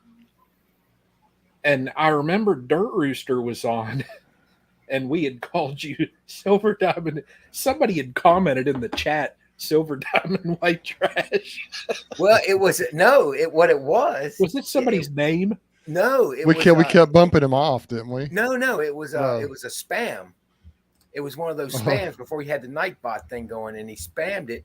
And so I went to speak, and when they spoke, they called me Silver Diamond White Trash. I said, whoa, back up, because I had tried to delete it because I had one time had been an administrator on your channel, and so when I tried to delete it, somehow my name got mixed up, and you deleted me instead of Silver Diamond White Trash. The next thing you know, Randy took it and ran with it, and from there on out, that's your Silver name. Diamond He White mentions Trash. that now and again. So Well, not lately he hasn't, but Hey, Jose said this about your shorts, Brian. At least they're long shorts and not swimming shorts from the 70s. That's true. We won't want to see oh my them That, there. gosh, I'll tell stop. you what, that might be You the look because you going into might have some stuff 2023, stung. You might have some stuff stung. Then you don't want to get stung if you had those from the yeah, 70s. going into 2023, that might be the new look. You could have like Guardian vented shorts. That's too funny. Y'all, I don't know. You guys know I cover like sports, like I'm a sports nut, and the high school basketball that's about to start. And these kids these days, and this has nothing to do with bees, but they take the basketball shorts they wear and they roll them up at the elastic part, so they come all the way up in the crotch.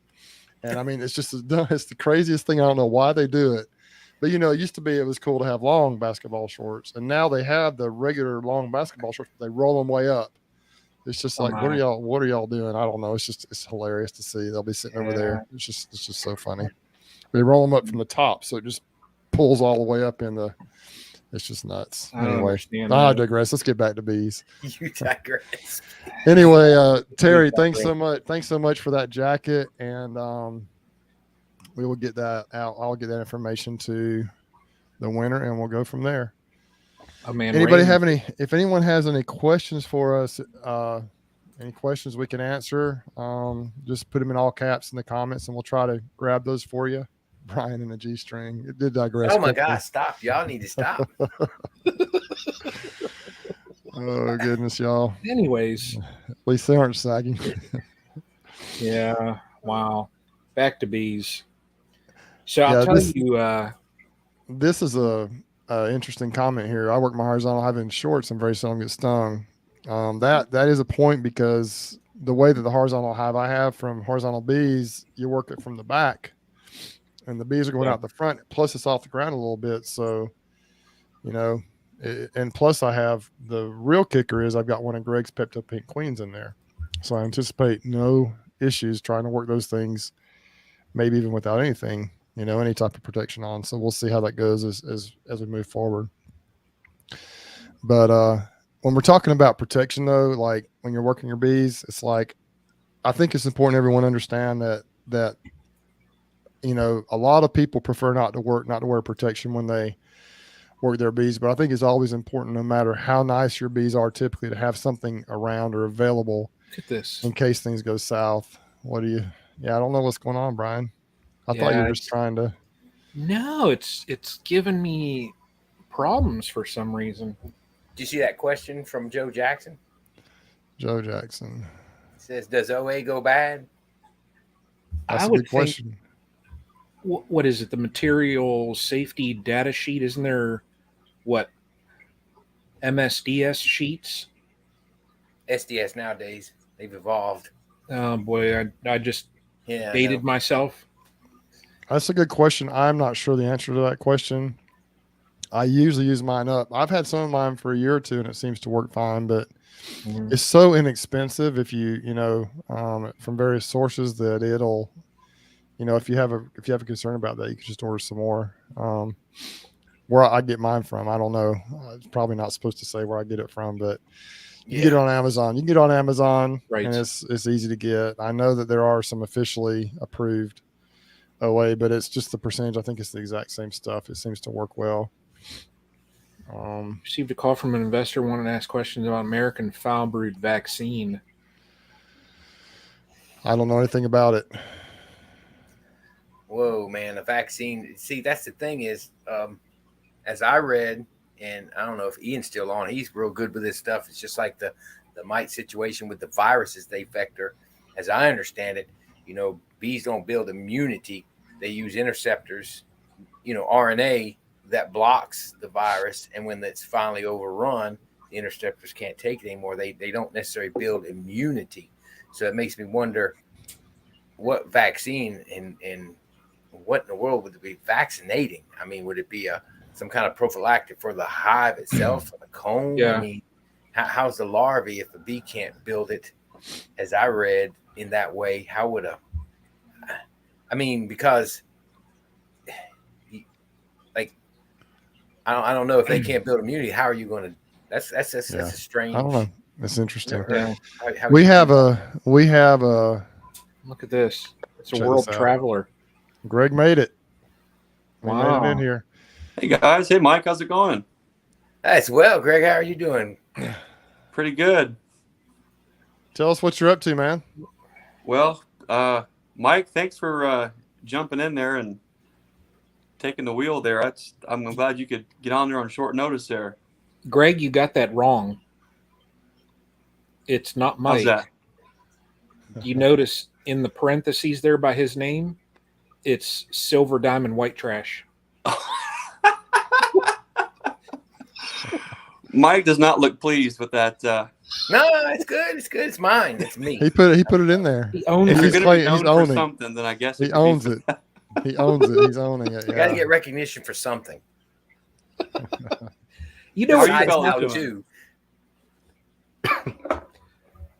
I feel Hey, like Greg. I'm just jumping in here and just train wrecking the whole thing there. What are you guys No. up to? Well, we've just been talking about bees. We had Grayson, a local kid here. He's a 13-year-old kid. This got his channel up. Wildwood Bee. What's the name of his channel? Wildwood Beekeeping Farms or something like that. Let me And get it then out. we have Terry Chapman gave away a bee jacket. Nice. We had a winner for that. And then we just been talking bees and learning about the acronym behind Mike's name there a little bit and just been having fun. But I'm glad you came on because I was hoping you would tell us kind of what you've been up to and kind of share what's going on with you, Greg. Well, man, a bunch of stuff there, but right now I'm clear out here in Sioux Falls, South Dakota, spending some time with the folks here at Premier Bee Products. So there's a little bit of a time change here, and it just there's just a lot going on, and I couldn't get on early.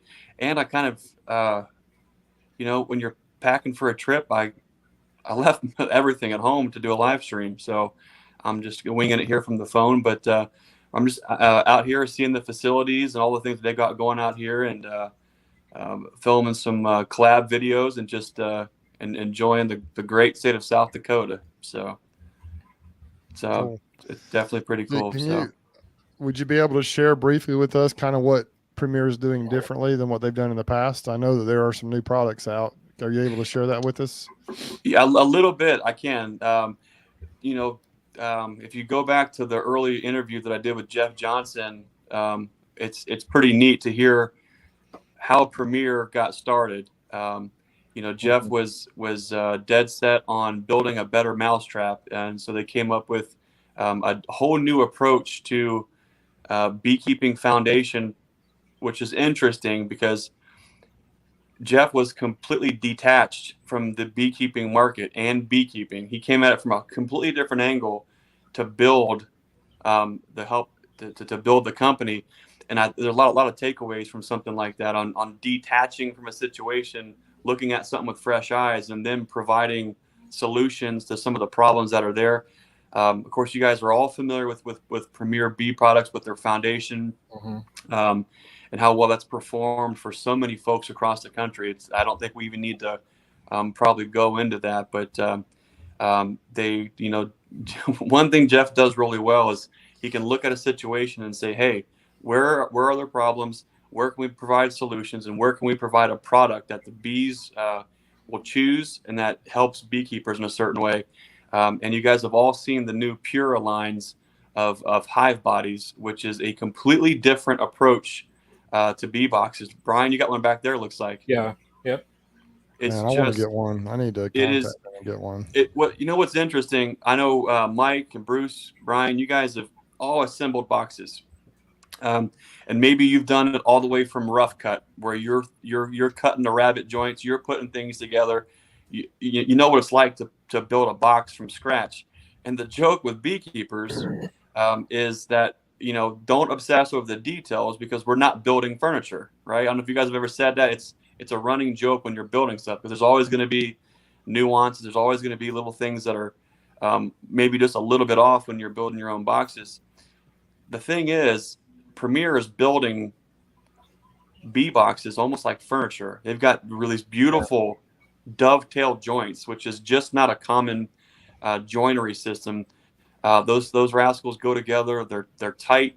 They're nice, and they've come up with some really clever ways, some solutions to some of the troubles that a lot of us have had with bee boxes, including, I don't know how many frame rests you guys have snapped off, but if you get in there on a stubborn frame and you get them, you start trying to wedge on there, and you've ever cracked off that entire rib all the way across the top, that is so annoying. Of course, you can try to fix it and put it back. They've done some neat things with really beefing that up with that entire frame rest system, which is just really, really cool. It's really stout, and it's just another way. Yeah, there's a great picture there, Brian, of those dovetails. You have a lot less exposed end grain, which is nice, and you've got just a really nice tight fitting corner. It's just nice. So between that, the frame rest, and how those handholds, for anyone who's big handed, or if you wear gloves, sometimes you grab a full deep that's full of honey. That dude is heavy. Those look at those handholds are just nice. Yeah, they're actually a lot of extra meat there. So anyways, that's just one of the things that they've got going on is the new Pura hive body, and so it's I think what's neat is they're providing products that are helping beekeepers. They're in a way where they're not just rebranding something, right? They are literally starting from scratch, doing something that no one's doing with the bee box. And to me, that's really exciting to not only see it.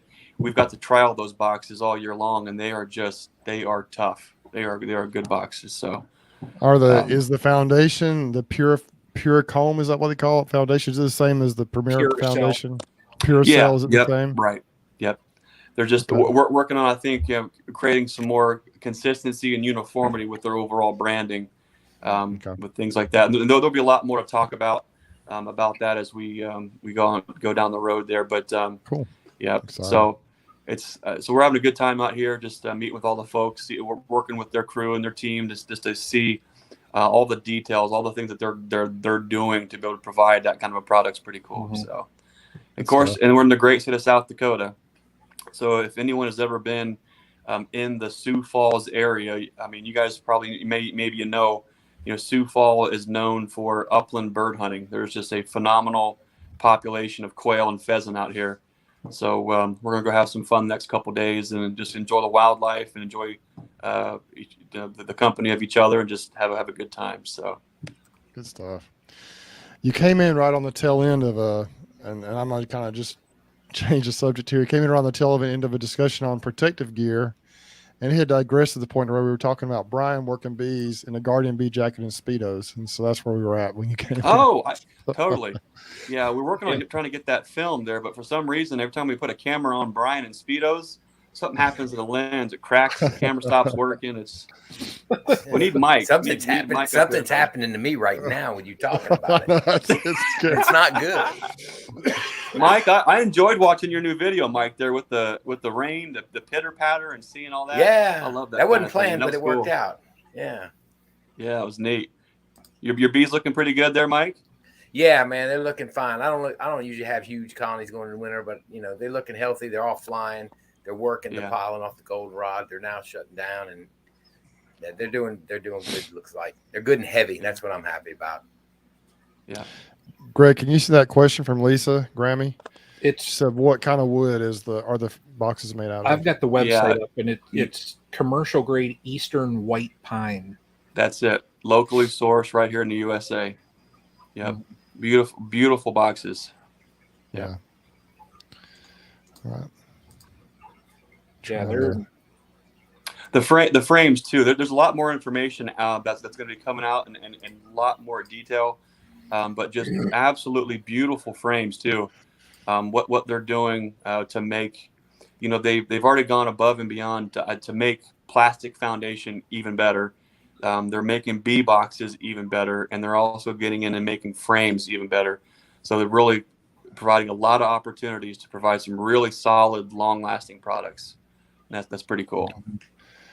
Now, these boxes are not dipped, are they? They're just, you got to dip them or paint them, right, when you get them? No, you can even buy them assembled and painted. Yep, they've got a. Oh wow! I don't know. I haven't looked at the website details, yet. But they can. Yeah. They've got. They're using some really high end paint for that too. Mm-hmm. Yep. Awesome. Yeah, they talk about it in here. If you go onto their website, in the description, the paint, latex primer and paint, 12 mil by Sherwin-Williams Performance Coating Group.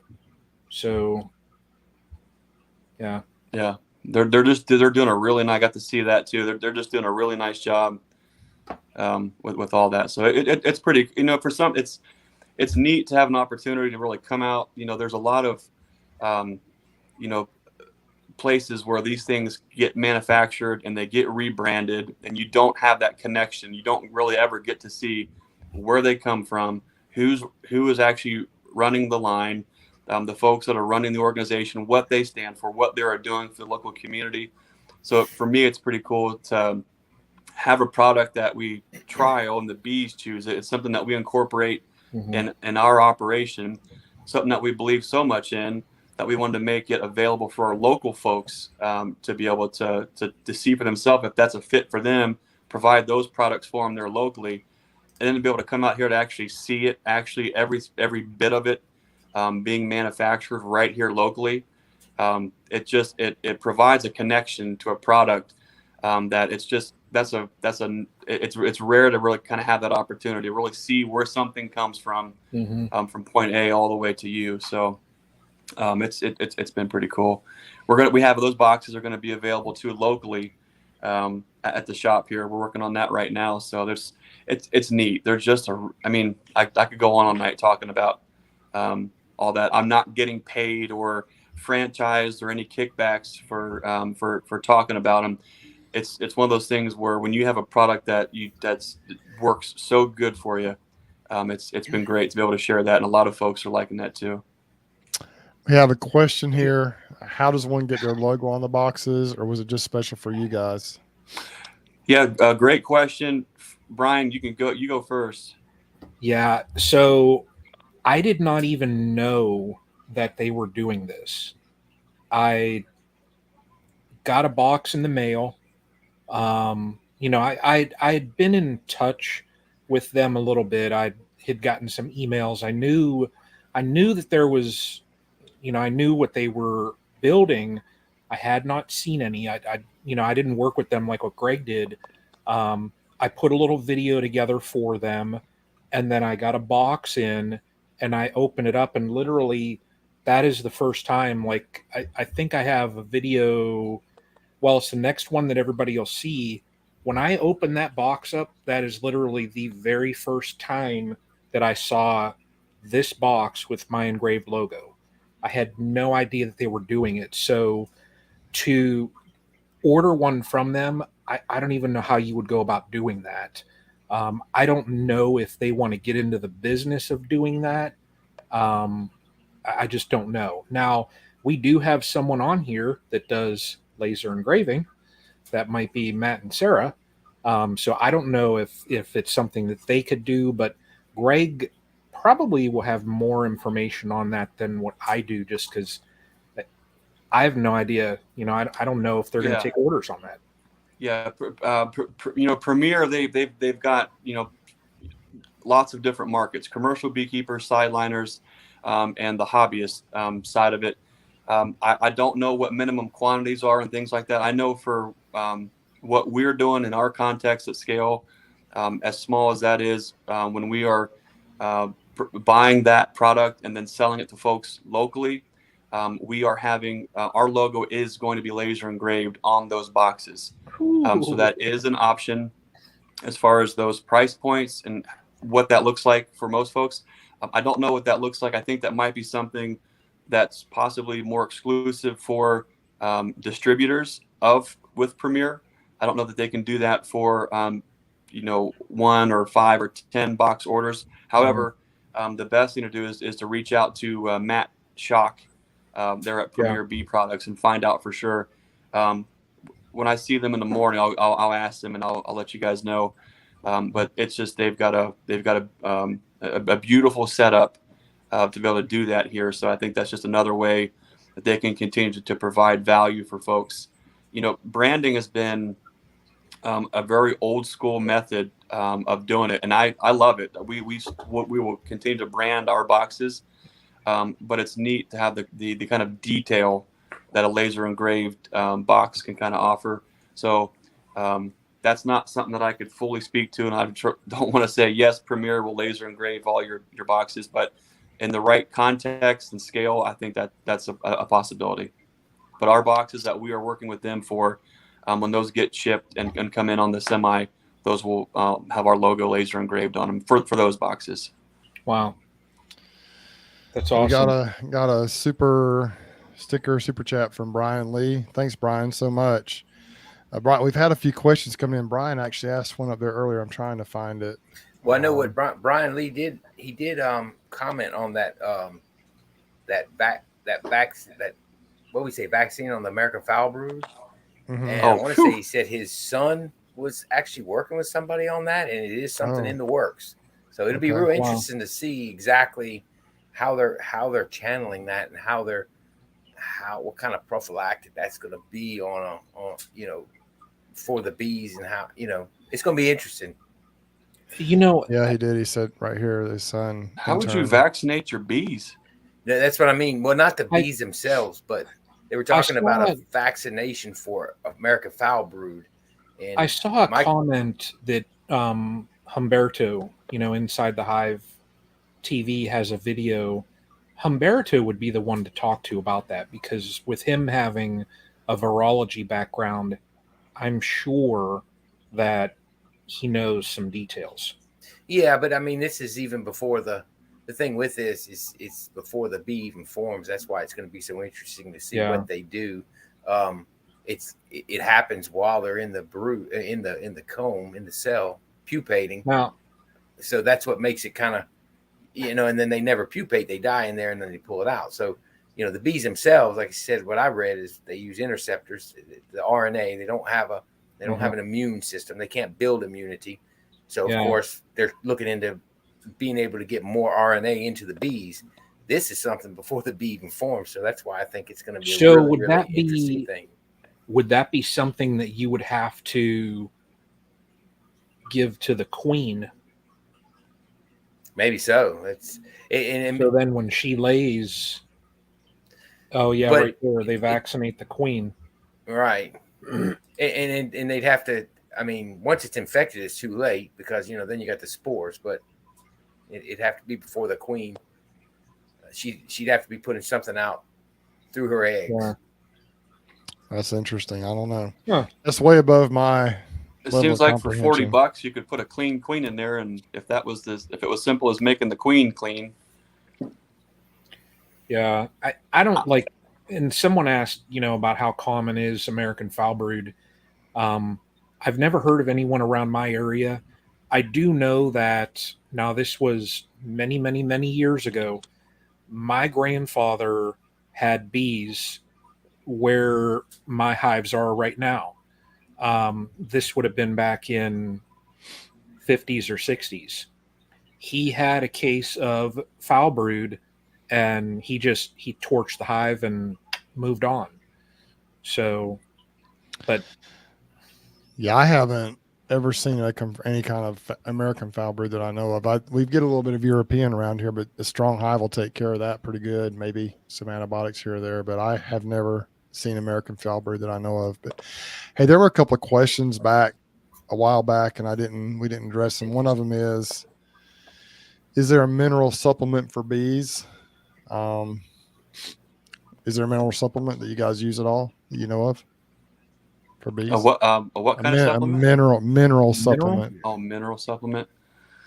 I just put some salt. Sometimes I'll put some like cow lick, deer lick or whatever salt in a little bit of water and that kind of thing. But I don't actually put out I barely feed mine, so I can't. I mean, there are some minerals in Hive Alive, and I know Brian uses that. We're using a lot of that too. We mix that with our Pro Suite and trying to get 1 to 2 gallons of that through every colony, just to help clean them up. But primarily, I think for the thymol and a little bit of those amino acids.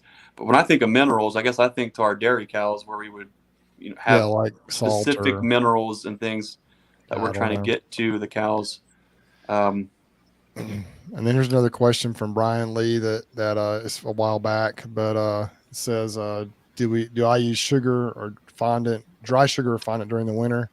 And I think we've all used a little bit of that, a little bit of fondant. I know, Brian, you've used sugar and fondant in the past. Mike, you used a little bit of fondant last year. Mm-hmm.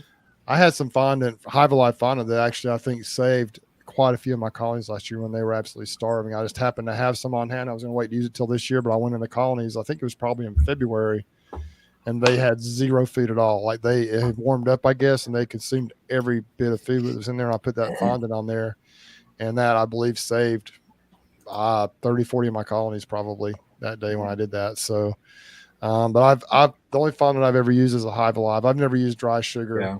I mostly put out, and we have pollen that comes in most of the year here. So I usually, mostly what I put out is just, syrup. That's usually what I use. I don't, but last year it saved me. I used to put sugar on them. That was just my go-to of what I did. It was more like the mountain camp. Mm-hmm. I used to put sugar on them, but last year, and now I was late to the game with the fondant because I didn't put it on. God, I probably saw 50 videos all over before I put it on. And when I added it onto my colonies last year, they devoured it. And like I said then too, throughout the year, I used the fondant, I used the liquid, I used the pollen patties. I don't know if it was just that constant, supplementing of my colonies that led to where they're at now, but I have very strong colonies this year. So, that's awesome. You see what Jose said about that? Yeah. I think, I kind of got behind looking for those questions, but Jose talks about his understanding from the California State Conference last year with concern of the vaccine is that last year it's a fluid that the bees feed the queen, something breeders would offer. So I wonder if inoculation is maybe a more accurate word than vaccination of the queen. Are we inoculating a feed source with something that helps reduce viral loads? I mean, well, what difference? You remember, Greg? I remember when I first started beekeeping, antibiotics. Okay, with terramycin. Okay, that's how you combated Foulbrood. It's no different than what they're doing with that. It's really not a. I guess if they sticks with the queen for a few years of her life, that's fine. But no different than when you put terramycin over a colony. They used to do that regularly. Yeah, that was a regular practice with the older beekeepers to keep American Foulbrood and European Foulbrood at bay. Yeah. But dealing if it's with a queen problem, the easy thing seems to be, or the smart thing seems to be, just spend the money, get a clean queen from somewhere, and just fix it immediately. That's what they do. I mean, you look at commercial beekeepers, and every other year, if not every year, it's a new queen. So there you go, and they're not having huge outbreaks of American Foulbrood. There you go. Right? Yeah. Yeah. I don't know, Greg. Do you know of any American Foulbrood in Ohio? Yeah, there's Nick. Every year there's 4 locations, one primary. There's gotta be careful how we say it. There's one. Nick said what he had one, but if we have a handful of cases in the state. Was that Nick Zooks? Yeah. He says that it's the start of a chemical treadmill. Antibiotics don't kill the spores, so you're stuck with having to use that constantly to prevent the outbreak. Right, and that's what they did. That's exactly what they did. They did it every year. It was like a ritual. I know Uncle Mutt, 50-year beekeeper, he passed away this past year, and every year, when we first started, he was telling everybody that's how they did it. Every year they put the antibiotic on, and it's not like antibiotics with people. It's we're gonna make them less effective. It's a little bit different with the bees, but I understand what he's saying is once you're there and you've got the spores, there's no getting rid of them. So then, if you're not burning and killing the spores, it's going to be a constant battle. And as he said, it's every single year at that point you have to treat. But you're on the wheel. Right. Yeah. Isn't that weird? I'm not smart enough. You need someone like Humberto, or when you talk about an antibiotic and you talk about viral strains and we talk about spores, it sounds like we're confusing fungal issues, bacterial issues, and then viral issues. Viral. And all three of those are not totally the same. different. Totally Yep. different. How you go about cleaning those up are all different. So I don't, half of me, where's my tinfoil hat? Half of me, when I hear the word vaccination and doing all these things, I go a certain way with that. But it's a quick way to get someone's attention. If we say we're going to start vaccinating our bees for this, then all of a sudden it gets attention. In reality, if we're just dosing with an antibiotic, who cares? The folks have been doing that for decades. Mm-hmm. Yep. And look at what Jose just said. Commercial outfits treat year after year, no matter what. Tylosin and terramycin. I mean, why would you at that scale? Well, you're not taking a chance on losing 20% of production because of so. Yeah, that's great. It's interesting to try to wrap your head around the different approaches based on the different scales and whatever the goals are for that. We're just talking about dry sugar a minute ago. Prime example of what we do based on our scale and things. We used dry sugar for years and years, and I at the time contributed a lot of the success on some of these colonies overwintering to the dry sugar. In reality, it was more so the dry sugar was a desiccant of help absorbing some of the moisture, I think it does a better job at that than actually, feeding the bees. Did they eat some of it? Yeah, but a lot of it they end up dragging out, out the front door, making a mess inside the colony. Or if you've seen diarrhea streaks through, all that dry sugar too, it seems like, well, it does work. Is there something better that's more effective? And I think that's where a lot of us are have in the past used fondant or are using that primarily. I know this year I'm not putting not an ounce or a pound of dry sugar on any colonies. It's all fondant for lots of reasons, but having that thymolated product on top of the hive through the Hive Alive to me makes a lot of sense. The packaging's nice. Yeah, it's a big deal. I like the Hive Alive. What do you think? What do you think the advantage of the Hive Alive is, Greg? And you guys, what do you think? The big one is it being thymolated is massive. What in what way, for the mites or that, and I think to cleanse the gut, the winter stores. We don't. Most folks maybe don't know this, but you've heard folks that everyone respects, like Bob Denny, talking about things like gut health and how hard honey actually can be on the bee's digestive system, especially stored honey. When the bees are going through and actually processing, metabolizing, using that can be rough on them. If the bees are using, harder sugars, even maybe like candy bricks or sugar boards, there's a digestion process that needs to happen. What I like and what really caught my attention with Hive Alive over every other supplement out there is the fact that it was thymolated. That is what I like about Hive Life is there are scientific studies that are peer reviewed that has many years of research on it to show that here's the benefits of it. And then you've got beekeepers that are using it that say, hey, when I use this, I'm seeing a difference. To me, that's a big deal. What caught my attention was the fact that it was thymolated. Yeah, there is some lemongrass oil, there are some amino acids, there are minerals, all fantastic. We all don't even have to argue the warrant of that. But for me, the fact that we can put something in that might help with gut health, keep the gut clean as they are processing some of those more difficult to digest food stores, that's a big deal. But one thing that thymol is also used for inside of a colony is things with when you get into like any kind of a fungal issues inside of a colony. So you close a colony up and it gets warm or it gets moist and it stays like that for a while. You can start developing things like chalk brood. You get into these other little weird scenarios where that thymol going throughout that colony. There's studies that show that actually helps clear and clean those kind of things up.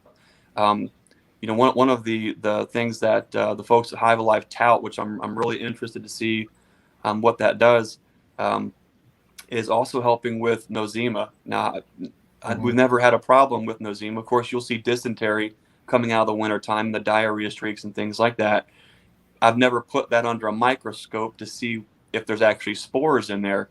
But the fact that the thymol also helps with that gut aid to help prevent and clean up things like that, to me, it's a big deal. And so It's more, well, I want to say it's more of an investment than dry sugar, but have you seen the price of dry sugar? Go try to make a 2.2 pound inverted sugar board to put on your colony. It's not going to be cheap either. You said the key there, though. Also, another thing with the fondant, and fondant like that in that form, inverted sugar, and it's easily digestible at that point. It doesn't have to be inverted by the bee. It's better on the gut itself.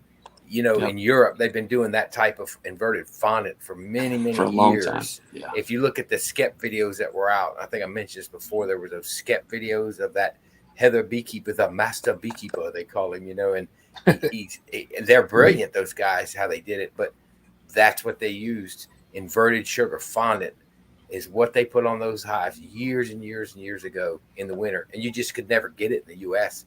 Then Hive Alive comes around and they bring those out.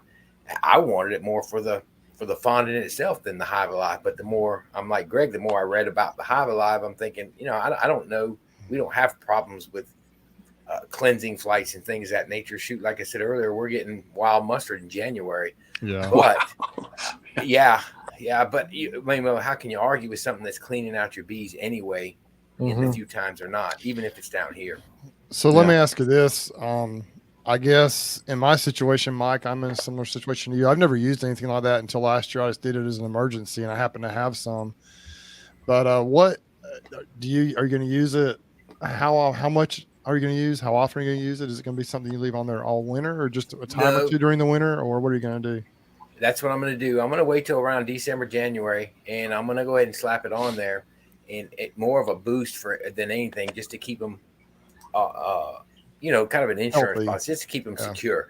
But I want that Hive Alive on there as they're coming out of winter too, is because of course after the solstice we're going to start seeing bees brood coming out in January. Brood's going to start coming in, and I want to feed them up with that stuff because I did have it last year trying it, and as an emergency feed. I didn't want to use granulated sugar.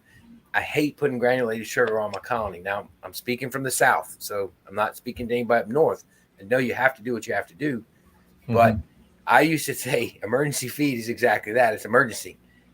As a hobby beekeeper, I can make sure they're heavy prior to going into the winter. And what I didn't want to do is on the ones that were hungry, throw the sugar on there.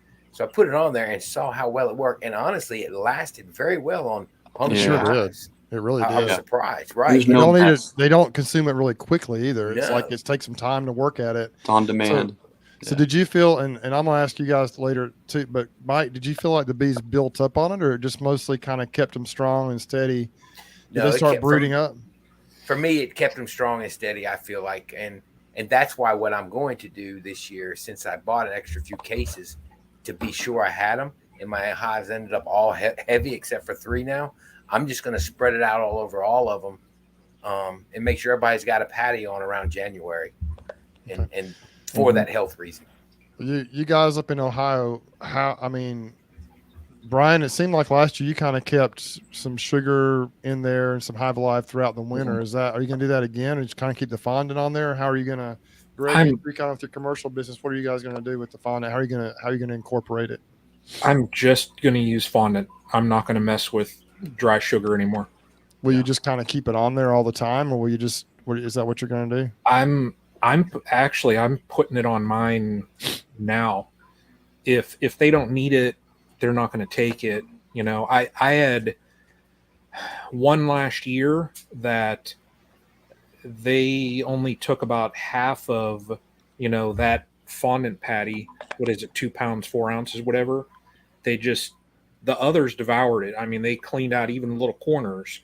I had one that it still had a lot of weight in it. And I mean, they took literally, it was like that much out of the center. That was it. So, Brian, can I ask you something real quick though? On that note, it makes me wonder, with your temperatures up there, your bees actually cluster for days on end, where ours don't. Yeah. And I'm wondering, okay, so it had a lot of stores. Was it maybe a smaller colony and it didn't move? And maybe the other larger ones did move? Because mine, they consumed it slow and steady. But even though they had honey, they consumed it. Yeah. So I'm wondering what the dynamics of those colonies were when you had that happen. They were all about similar. Now the only one, the one that was larger was the colony that I had in that polystyrene hive. But that I had to put the fondant on them a little bit of a special way, just the way that those poly hives are made. So I really can't say like that one. They didn't take as much, but the feeder and just the setup of that type of a poly hive, it you don't have like a standard inner cover and things like that with those, so Right. it's just different. So you really can't look at that and say, oh well, this or that. I got you. Only reason why I'm putting it on this early now is I don't want to have to fiddle with them that much. Right. You know, I don't want to have Fair to go enough. back out in another couple weeks when we might have snow or I'm walking through mud. Snow. You know, I just don't want to mess with it. And then I'm already putting on, like I said, those Vivaldi boards with my burlap. And I just got, and people will see it in a video, I just got insulated inner covers for all of my 10 frame boxes. So I'm insulating the top of them, putting Hive Alive fondant on them, and that's going to be their winterization. I'm not going to wrap them. You know, Yeah, they'll be good. So Yeah. Greg, what about you? How are you going to incorporate in your operation? Well, I'll be right up in the, I'll be right from the very beginning. Say we are absolute minimalist when it comes to what is the absolute minimum effort that it takes to get these bees through the wintertime. Let's start there. And then once we stop killing bees and we start seeing success and we see it year after year, okay, cool. That's the plan. Let's tweak it as time goes on. What we found is, because we are focusing on queens and nukes, is I absolutely love to overwinter smaller colonies. So I'm overwintering a lot of 5 frame singles. There might be some 5/5s, 10 frame singles. For me, I'm not a real big fan of doubles or anything bigger than that. They're more of a wild card for me in my area. So what I like to do is put a 2-inch shim, a feeding shim that you can also use as a treatment shim on top. There's a little bit of a ventilation cut in it, and then I can plop whatever I want to on it right away. Right now, I am feeding. Believe it or not, this is going to be contrary. So disclaimer: if there's weeping and gnashing of teeth, that's on you. This is just for me. I've got this guy right here. This is not a how-to. This is just how Greg does it. Okay. Right. I have thymelated Pro Suite. I have Hive Alive boosted Pro Suite on every single colony right now in bucket feeders. And yes, it's going to be 20 degrees at night and it's going to be 18 degrees at night. But guess what? It's going to be 48, 50, and 60 during the days. And there's nothing out there for the bees. And they're still going to go out and forage and try to sing for their supper. So for me, I've got the liquid on top of there right now, and I still will a little bit longer, but it's a 3-to-1. So now that we got that out of the way, once I pull that off, what I'll be doing is putting the Hive Live fondant on everything. And I like what Brian said. He's going to go ahead and put it on right now. If they need it, great. If they don't, great. But if they start to dig into that, they're getting all the extra benefits from the seaweed, from the thymol, from the things that are in there that are going to continue to help get them healthy early. So I think that's a big deal. We are budgeting 2 to 3 patties per colony at 2 pounds, 4 ounces per packet. That's not a big deal. On our website, when we sell that, individually, I think on the website it's case only when we ship that. It's like $5.33 a patty on the website if you order a case. If you come to the shop and buy them individually, it's like $6.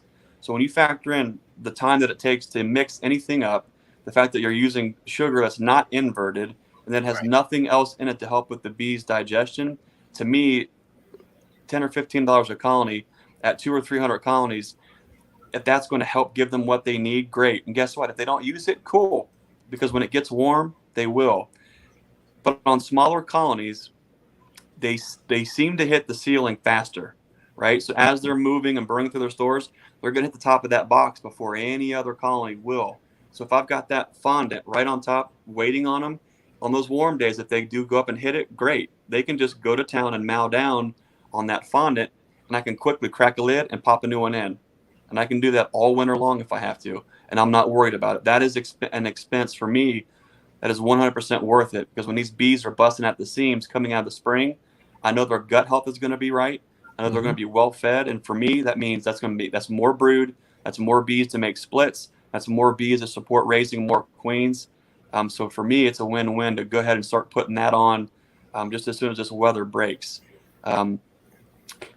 That's my thought process. I have 2 cases that for my 11 colonies, I have 2 cases of Hive Alive. Yep. So yeah, I mean, it doesn't go bad. What's the worst to happen? If they don't use it, guess what? They will destroy it the first of spring, and then they get a boost in the spring. Where I'm really looking forward to using this is getting our nukes off to even a faster jump in the spring. When it's cool and we make those early splits and we're getting them rocking and rolling. Hey, cool. I'll put an entire patty on each one of those. Let them consume, let them get built up, let them rock and roll, and then start building them up. So for me, for what we're doing, it makes a lot of sense. Just a quick comment on the "it doesn't go bad" comment you made. I mixed up a 5-gallon bucket of Hive Alive back in the spring and used it on some of the new when I just used it some, but I had a little bit left in there, and I had it sitting out in the backyard. It may have still been out there when you guys came down, Mike and Greg. I'm not sure if it was just sitting over in the corner. I may have used it by then, but that thing sat out there in the spring and summer heat until July or August. Yeah. And I thought I was going to open that bucket up. It was a liquid Hive Alive mixed with sugar water. Yeah. I thought I was going to open that bucket up and just have an absolute rank mess. But when I opened it up, it just was the same. And nothing wrong with it. I fed it to the bees, and they sucked it right down. They just sucked it right down. So I'm a believer in it. It seems like it's really good stuff.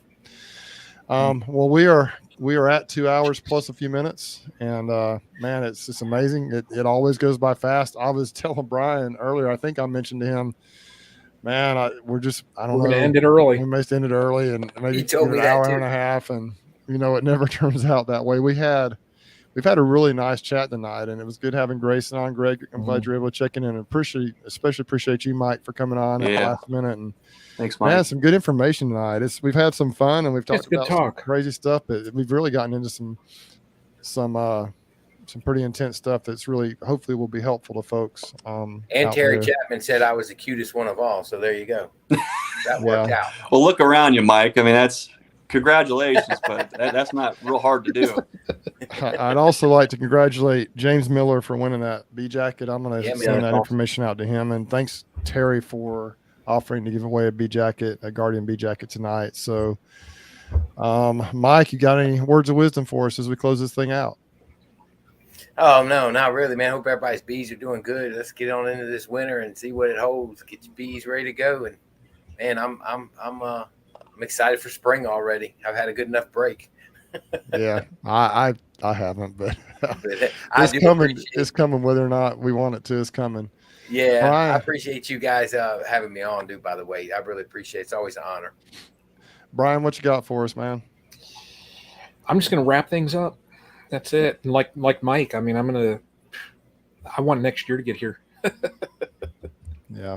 So, Greg, any further words of wisdom for us this evening? Mike, I want to thank Mike for jumping on and doing a better job than I could ever do. I always I'm going to enjoy listening back on the way home on the guys' talk. Mike, I appreciate you. I appreciate all you guys. For everyone listening, stopping by the shop, supporting, our shop, our farm is successful for the same reason that the stream team and all of our channels are successful. It's because of you guys. The folks are showing up, they're supporting us. That means an awful lot to us. I don't think we can ever thank everybody enough or show our gratitude or appreciation for this community. But I just want everyone to know how much I do appreciate you guys. The last thing I'll mention, there's some pretty exciting announcements all the way around to happen here in the future, and we'll talk about all those kind of things later. Right now, we are busy on a phase 2 project. So, Brian, I'm going to need you and your wall building skills here very soon, and we'll talk about more of that later. We're working on getting everything ready for Hive Life. If you want to check out some of those deals, we have the pre-orders for the Pura Hive boxes. We've got Hive Alive on there. We've got bucket feeders. A lot of stuff is going to be ready to go for Hive Life. naturesimmagefarm.com. check us out there. We're already taking orders for queens, and nukes. Package pre-orders will happen here a little bit further on down the road. But when you're driving 15 hours straight, you do a lot of thinking. And I just want to remind folks, don't be afraid sometimes to close the door on a chapter in your life, because until you close the door, that next door sometimes can't open up, and that can be a scary thing to do, to feel like you're moving from one opportunity to go to another. But don't be afraid to do that and step through that open door, because you just can't even imagine what's on the other side there. So sorry I was late. I enjoyed talking with you guys. Bruce? Well, I'm going to just still keep fighting these mites until I get them under control a little better. But beyond that, just going to kind of plug along and see what happens. I never really know I don't ever have a great plan. I just kind of work with it and just get them somehow. I get them through. And I'm more in Mike's climate, but my goals are a little different. So I've got bees all over the place. But I really appreciate you guys. I appreciate your words of wisdom and what we shared tonight. It's been fun. Look up to all you guys. And I guess next week, it'll be on your channel, Greg. I think that's the plan. So we will plan on having it on Nature's Image Farm next week. Don't know what's going to happen, but we'll find out in a week from tonight. Y'all take care, be safe, and we'll catch you on the next one.